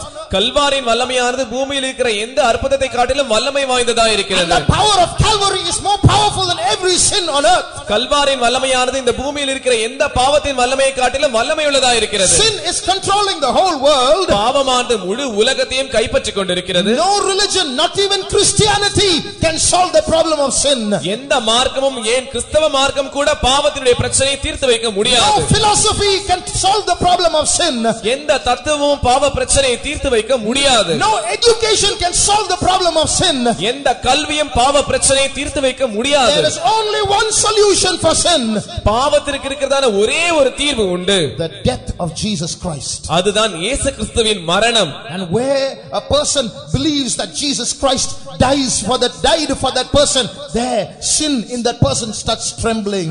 எங்கே ஒரு மனுஷன் இயேசு கிறிஸ்துவினுடைய மரணத்திற்கு முன்பாக நின்று அவர் தனக்காக தான் மரித்தார் என்று நினைக்கிறானோ அந்த நேரத்தில் அவனுக்குள் இருக்கிறதான பாவமானது நடுங்க ஆரம்பிக்கிறது. Every demon in hell will tremble before the death of Jesus Christ. பாதாளத்தில் இருக்கிறதான எல்லா பிசாசுகளும் இயேசு கிறிஸ்துவின் மரணத்திற்கு முன்பாக நடுங்குகிறது. You do not know, but the powers of Egypt know, the powers of darkness know that that's where the head of Satan was crushed. ஒருவேளை நீங்கள் அதை அறியாமல் இருக்கலாம், ஆனால் அந்தகாரத்தின் வல்லமைகள் அதை நன்றாய் அறிந்திருக்கிறது. அந்தகாரத்தின் ராஜா அதை பற்றி நன்றாய் அறிந்திருக்கிறான். அங்கேதான் அந்த பிசாசின் வல்லமைகள் ஆட்டமடைகிறது. Shall we close our eyes? நாம் யாவரும் நம்முடைய கண்களை மூடுவோம். Jesus who died on the cross is in our midst. சிலுவையில் மரித்ததான இயேசுவானவர் நம்முடைய மத்தியில் இருக்கிறார். 1 minute we are all going to meditate on Calvary. ஒரு நிமிடம் நாம் யாவரும் கல்வாரியை பற்றி தியானிக்க போகிறோம். Look at Jesus hanging on the cross. சிலுவையில் தொங்கிக் கொண்டிருக்கிறதான இயேசுவை பாருங்கள். It's not just a human being. அவர் ஒரு சாதாரண மனிதன் அல்ல. He is God. அவர் தேவன். That God who breathed and brought the stars into existence. தம்முடைய சுவாசத்தினால் நட்சத்திரங்களை உண்டாக்கினதான அந்த தேவன். He shrank himself and became a human being. அவர் தம்மை தாமே சுருக்கிக் கொண்டு ஒரு மனிதனாய் மாறினார். And he went and impaled him, allowed himself to die on the cross. அவரே முன் சென்று அந்த சிலுவையை தனக்கு தம்மேல் சுமந்து கொண்டார். Why? ஏன்? He loves you so much. அவர் உங்களை அதிகமாய் நேசிக்கிறார். He loved you and he doesn't want sin to drag you to hell. அவர் உங்களை நேசிக்கிறார். பாவமானது உங்களை பாதாளத்திற்கு இழுத்து செல்வதற்கு அவர் விருப்பப்படவில்லை. That's why he took the penalty of sin by dying on the cross so that he might save you. எனவேதான் அந்த கல்வாரி சிலுவையில் மரிப்பதின் மூலமாக அந்த பாவத்திற்குரிய தண்டனை அவர் தம்மேல் ஏற்றுக்கொண்டார். He wanted to save you. அவர் உங்களை ரட்சிக்கும்படியாக. If sin is troubling your life, பாவமானது உங்களுடைய வாழ்க்கையில் தொந்தரவு கொடுத்துக் கொண்டிருக்கும் என்றால், come to Calvary. கல்வாரி அண்டை வாருங்கள். That's the mountain where Jesus died. அந்த மலையில் தான் இயேசுவானவர் மரித்திருக்கிறார். Jesus is in this place. இயேசுவானவர் இங்கே இருக்கிறார். You may have been under the problem of drinking for many years. ஒருவேளை நீங்கள் குடிப்பழத்திற்கு அடிமையாக பல வருடங்களாய் காணப்படலாம். You may be an adulterer and you are listening to these words. ஒருவேளை நீங்கள் ஒரு விபச்சாரக்காரராய் இருக்கலாம். இந்த வார்த்தைகளை நீங்கள் கேட்டுக்கொண்டிருக்கலாம். You may have committed murders and you are listening to these words. நீங்கள் ஒருவேளை கொலை செய்தவராய் இருக்கலாம், ஆனால் இந்த வார்த்தைகள் உங்கள் காதுகளில் விழுந்து கொண்டிருக்கலாம். Do you want deliverance? உங்களுக்கு விடுதலை வேண்டுமா? If you come to Jesus, நீங்கள் இயேசுவினிடத்தில் வந்தால், if you close your eyes and meditate on Jesus hanging on the cross, நீங்கள் உங்கள் கண்களை மூடி சிலுவையில் தொங்கிக் கொண்டிருக்கிறதான இயேசுவை தியானிப்பீர்கள் என்றால், power is going to touch your soul. ஒரு வல்லமையானது உங்கள் ஆத்துமாவை தொட போகிறது. Sin is going to tremble before that vision of Calvary. அந்த கல்வாரி தரிசனத்திற்கு முன்பாக பாவமானது நடுங்க ஆரம்பிக்க போகிறது. All believers and servants of God, எல்லா விசுவாசிகளும் கர்த்தருடைய ஊழியக்காரர்களும் 1 minute we will silently meditate on Calvary. ஒரு நிமிடம் நாம் யாவரும் மௌனமாக கல்வாரியை தியானிப்போம். Look at Jesus hanging on the cross. சிலுவையில் தொங்கிக் கொண்டிருக்கிறதான இயேசுவை நோக்கி பாருங்கள். Don't get filled in the spirit now. இப்பொழுது நீங்கள் ஆவியில் நிரம்ப வேண்டாம். Now close your eyes and meditate on Calvary. உங்கள் கண்களை மூடி கல்வாரியை தியானியுங்கள். Your savior and my savior, உங்கள் இரட்சகரும் என்னுடைய இரட்சகரும் அவர் hanging there on the cross. அங்கே அவர் சிலுவையில் தொங்கிக் கொண்டிருக்கிறார். Your lover and my lover, உங்களுடைய நேசரும் என்னுடைய நேசரும், your bridegroom my bridegroom. உங்கள் மணவாளனும் என்னுடைய மணவாளனும். As we meditate upon the cross, நாம் அந்த சிலுவையை தியானித்துக் கொண்டிருக்கும் போது தானே the power of Calvary is going to operate on our midst. கல்வாரின் வல்லமையானது நமக்குள் கிரியை செய்ய போகிறது. Silently meditate. மௌனமாக தியானியுங்கள்.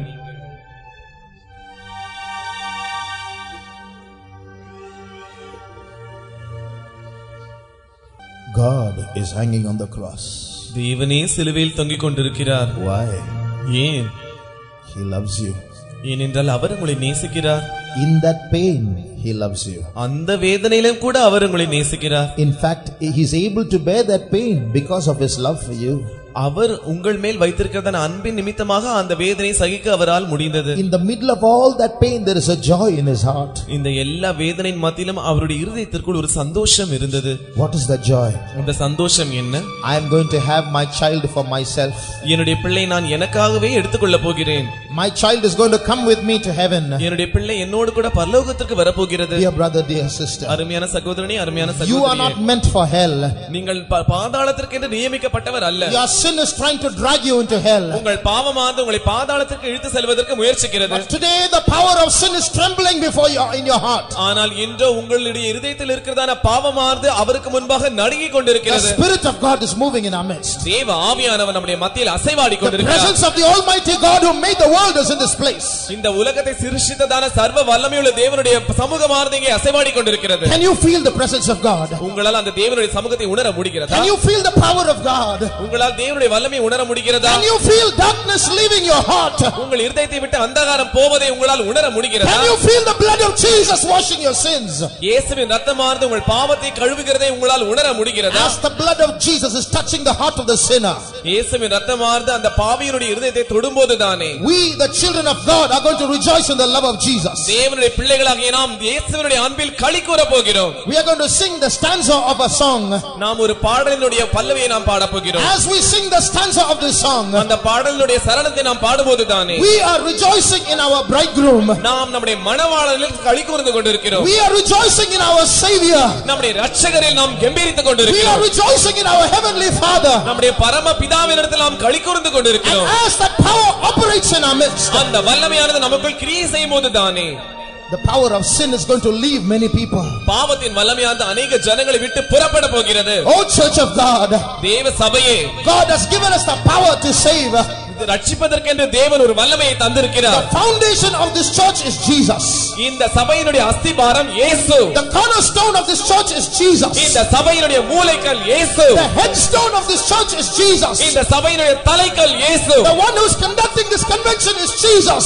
இந்த கன்வென்ஷனை நடத்துகிறவர் இயேசு. The one who is preaching these words is Jesus. இங்கே நின்று கொண்டு பேசுகிறவர் இயேசு. Therefore let us rejoice in Jesus. அதனால் நாம் யாவரும் இயேசுவுக்குள் களிகூருவோமாக. As we rejoice in Jesus, நாம் இயேசுவுக்குள் களிகூரும்போதுதானே powers of darkness are going to flee.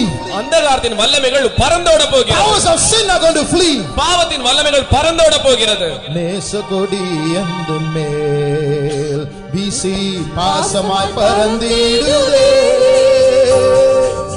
நேசகொடி அந்த மேல் வீசி பாசமாய் பறந்திடுதே.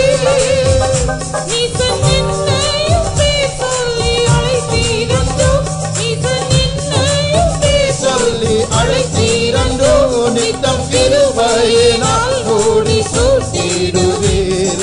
கிருபையினால் மூடி சூழ்த்திடுவீர். நேசகொடி எந்தன் மேல் வீசி பாசமாய் பறந்திடுவே. நேசகொடி எந்தன் மேல் வீசி பாசமாய் பறந்திடுவே.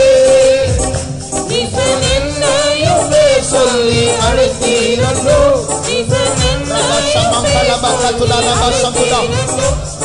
கிருபையினால் மூடி சூழ்த்திடுவே. One minute. Just imagine, who are you? Who am I that God should call us? தேவன் தாமே நம்மை அழைக்கும்படியாக நீங்கள் யார், நான் யார்? We are just one small dot in that big universe. இந்த மிகப்பெரிய அண்ட சராசரத்தில் நாம் ஒரு சிறிய புள்ளிகளை போல இருக்கிறோம். But the truth is he loves you and me. ஆனால் உண்மை என்னவென்றால் உங்களையும் என்னையும் அவர் நேசிக்கிறார். Even now he loves you and me. இப்பொழுதும் கூட அவர் உங்களையும் என்னையும் நேசித்துக் கொண்டிருக்கிறார். Oh child of God, you may be a sinner but he loves you. ஓ தேவனுடைய பிள்ளையே, நீ ஒருவேளை பாவியா இருக்கலாம், ஆனால் உன்னை அவர் நேசிக்கிறார். You may be a prostitute but he loves you. ஒருவேளை நீங்கள் விபச்சாரக்காரராய் இருக்கலாம், அவர் உங்களை நேசிக்கிறார். You may be a murderer but he loves you. ஒருவேளை நீங்கள் கொலைபாதகராய் இருக்கலாம், அவர் உங்களை நேசிக்கிறார். Come to Jesus. இயேசுவினிடத்தில் வாருங்கள். Come to your creator. உங்கள் சிருஷ்டிகரிடத்தில் Come வாருங்கள். to your savior. உங்கள் இரட்சகரிடத்தில் வாருங்கள். நேசகொடி எந்தன் மேல் வீசி பாசமாய் பறந்திடுவே. நேசகொடி எந்தன் மேல் வீசி பாசமாய் பறந்திடுவே.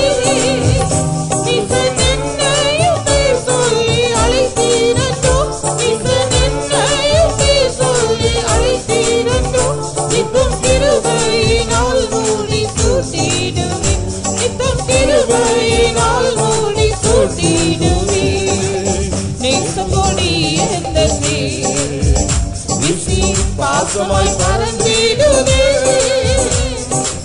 நேசகொடி எந்தன் மேல் வீசி பாசமாய் பறந்திடுவே. என்னையுமே சொல்லி அழைத்தீரோ. என்னையுமே சொல்லி அழைத்தீரோ. நித்தம் கிருபையினால் மூடி சூழ்த்திடுவே. நித்தம் கிருபையினால் மூடி சூழ்த்திடுவே.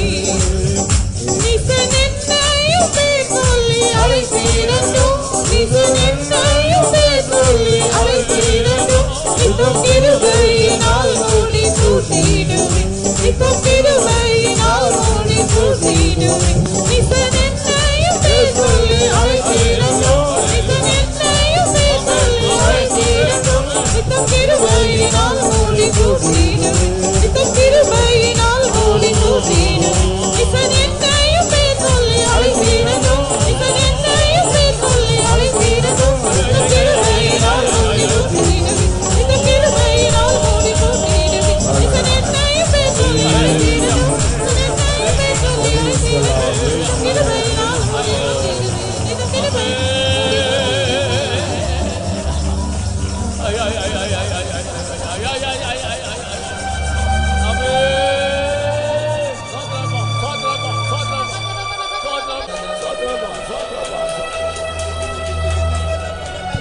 கர்த்தரை நாம் சோத்திரம் பண்ணுவோம். சோத்திரம் சோத்திரம் சோத்திரம். கர்த்ததாமே நம்முடைய மத்தியில் வந்து தேவனுடைய சிங்காசன தேவனோடு பேசினார். அதுக்காக சோத்திரம் பண்ணுங்கள். சோத்திரம் சோத்திரம் சோத்திரம் சோத்திரம் சோத்திரம் சோத்திரம். நம்முடைய ஆவிக்குரிய வியாதியை கண்டுபிடிக்க முடியாது. ஒரு எழுத்தின்படி வியாதியை கண்டுபிடிக்க முடியாது. அந்த ஸ்கேனை போல ஆவிக்குரிய வியாதியை கண்டுபிடிக்க முடியாது. வசனத்தின் மூலமாக அந்த ஒளி வந்து நம்மளை பாய்ந்தது. அதுக்காக சோத்திரம் பண்ணுங்கள். சோத்திரம் சோத்திரம் சோத்திரம் சோத்திரம் சோத்திரம் சோத்திரம் சோத்திரம். மனிதனுடைய அந்த மனிதனுடைய இருதயத்தை தீட்டுப்படுத்தும் அந்த பாவங்கள் ஸ்கேனரில் மனிதனுடைய இருதயத்தை தீட்டுப்படுத்தும் பாவங்களை நாம் இருதயத்தில் ஆழத்தில் உணர முடியாது. அந்த ஒளி சுவிசேஷம் இருதயத்தில் பாய்ந்தபடியால் சோத்திரம் பண்ணுங்கள். சோத்திரம் சோத்திரம் சோத்திரம் சோத்திரம் சோத்திரம் சோத்திரம் சோத்திரம் சோத்திரம். இந்த கடைசி நாட்களில் நாம் கேட்கிற பிரசங்கத்தின்படி ஒவ்வொரு நாள் நாம் சீர்பட்டு கொள்ள வேண்டும். நரகத்துக்காக அல்ல, பாதாளத்துக்காக அல்ல என்று நாம் கேள்விப்பட்டோம். நாம் பரலோகத்துக்கு போக முடியாது. கர்த்தர் நம்மை கொண்டு வந்தார். அதுக்காக சோத்திரம் பண்ணுங்கள். சோத்திரம் சோத்திரம் சோத்திரம் சோத்திரம் சோத்திரம். ஜெபம் ஜெபிப்போம். ஜெபம் பண்ணுங்கள். எங்களை அதிகமாய் நேசிக்கிறதான நல்ல ஆண்டவரே, இந்த ஆசீர்வதிக்கப்பட்டதான கன்வென்ஷனின் 2ஆம் நாள் கூட்டத்திற்காக நாங்கள் உம்மை நன்றியோடு துதிக்கிறோம். ஆண்டவரே, வாக்குத்தத்தத்தில் உண்மையுள்ள தேவனாக இந்த 2ஆம் நாளிலே தீத்துவ தேவன் உம்முடைய தூதர்கள் சமூகமாய் எங்கள் மத்தியில் இறங்கி வந்தீர். அதற்காக உம்மை நன்றியோடு துதிக்கிறோம். உம்முடைய ஜீவ வார்த்தைகளை எங்கள் மத்தியிலே உம்முடைய சிங்காசனத்திலிருந்து நீர் அனுப்பினீரே. அதற்காக ஸ்தோத்திரம் ஆண்டவரே. மெய்தான் ஆண்டவரே, அந்த பார்வோன் எப்பேற்பட்ட வல்லமையுள்ளவன் என்பதை கர்த்தாவே இந்த மாலை வேளையிலே எங்கள் ஒவ்வொருத்தரோடும் நீர் பேசினீரே. அதற்காக ஸ்தோத்திரம் கர்த்தாவே. இந்த பார்வோன் பாவத்தின் தன்மைகளை குறித்து, மனிதனை இன்றைக்கு அடிமைப்படுத்தியிருக்கிறான பாவத்தை குறித்து, எங்களை கட்டி வைத்திருக்கிறதான பாவத்தை குறித்து கர்த்தாவே திட்டவட்டமாய் நீர் எங்களோடு பேசினீரே. அதற்காக ஸ்தோத்திரம். மாத்திரமல்ல ஆண்டவரே, இதோ இந்த வேளையிலே இந்த பந்தலுக்குள்ளே காணப்படுகிற நாங்கள் அந்த பார்வோனின் கர்த்தாவே வல்லமையான கரத்துக்குள்ளே அந்த பாவமானது எங்களை கர்த்தாவே கட்டி வைத்திருக்கிறது. எங்களை தொடர்ந்து பிடித்திருக்கிறது. எங்களை பின்தொடர்கிறது. ஆண்டவரே, பாவத்தின் வஞ்சனையினால் எங்கள் ஒவ்வொருத்தருடைய இருதயமும் கடினப்பட்டு போய்விட்டது. தேவ சமூகத்தை விட்டு விலகி தூரமாக இருக்கிறோம் என்பதை ஒத்துக்கொள்கிறோம். ஒத்துக்கொள்கிறோம். ஒத்துக்கொள்கிறோம் ஆண்டவரே, ஒத்துக்கொள்கிறோம். ஆனால் அதே வேளையில் யாத்ராகமம் 6ஆம் அதிகாரம் 1ஆம் வசனத்திலே மோசேயை பார்த்து நீ சொன்னீர், நான் பார்வோனை என் பலத்த கரத்தை காண்பிப்பேன், அவன் உங்களை போகவிட்டு அந்த பலத்த கரத்தை காணும் போது தன் தேசத்தை விட்டு உங்களை துரத்தி விடுவான் என்று 2 முறை யாத்ராகமம் 6ஆம் அதிகாரம் 1ஆம் வசனத்திலே உடைய பலத்த கரத்தை குறித்து சொல்லியிருக்கிறீர். ஆண்டவரே, இதோ பாவத்தினால் கட்டப்பட்ட எங்களை விடுதலையாக்கும்படியாக 2ஆம் நாளிலே இந்த தக்கலையிலே நீட்டப்பட்ட உடைய பலத்த கரத்துக்காக, உடைய பலத்த கரத்துக்காக நன்றியோடு உம்மை துதிக்கிறோம். ஆண்டவரே, இந்த பலத்த கரத்தை இன்றைக்கு காண்கிற வேளையிலே பாவம் தன் தேசத்தை விட்டு எங்களை துரத்தி விடட்டும். ஆண்டவரே, குடிப்பழக்கம் மனிதனை தன் தேசத்தை விட்டு துரத்தி விடட்டும். ஆண்டவரே, விபச்சார பழக்கம் மனிதனை தன் தேசத்தை விட்டு துரத்தி விடட்டும். ஆண்டவரே, இந்த 2ஆம் நாளிலே உடைய பலத்த கரம் வெளிப்பட்டது. அந்த கரம் இயேசுவே, அந்த கரம் இயேசுவே. பிதாவே, கர்த்தருடைய புயம் யாருக்கு வெளிப்பட்டது? அந்த புயம் இயேசுவே. இந்த 2ஆம் நாளிலே நீர் வெளிப்பட்டீர். எங்களை விடுதலையாக்கும் ஆண்டவரே, எங்களை விடுதலையாக்கும் ஆண்டவரே. பூர்ண விடுதலையோடு, பூர்ண சமாதானத்தோடு, பூர்ண ஜெயத்தோடு, பூர்ண சுகத்தோடு ஜனங்கள் இருந்து திரும்பி செல்லட்டும். இயேசுவின் நாமத்தில் கேட்கிறோம் பிதாவே. ஆமென். மறுபடியும் நாம் ஸ்தோத்திரிப்போம். ஸ்தோத்திரம் ஸ்தோத்திரம் ஸ்தோத்திரம். நம்முடைய கர்த்தராகிய இயேசு கிறிஸ்துவின் கிருபையும் பிதாவாகிய தேவனுடைய அன்பும் பரிசுத்த ஆவியின் ஐக்கியமும் நம் அனைவருடன் கர்த்தராகிய இயேசுவுடன் இருப்பதாக. சத்தமா 3 போடுங்கள்.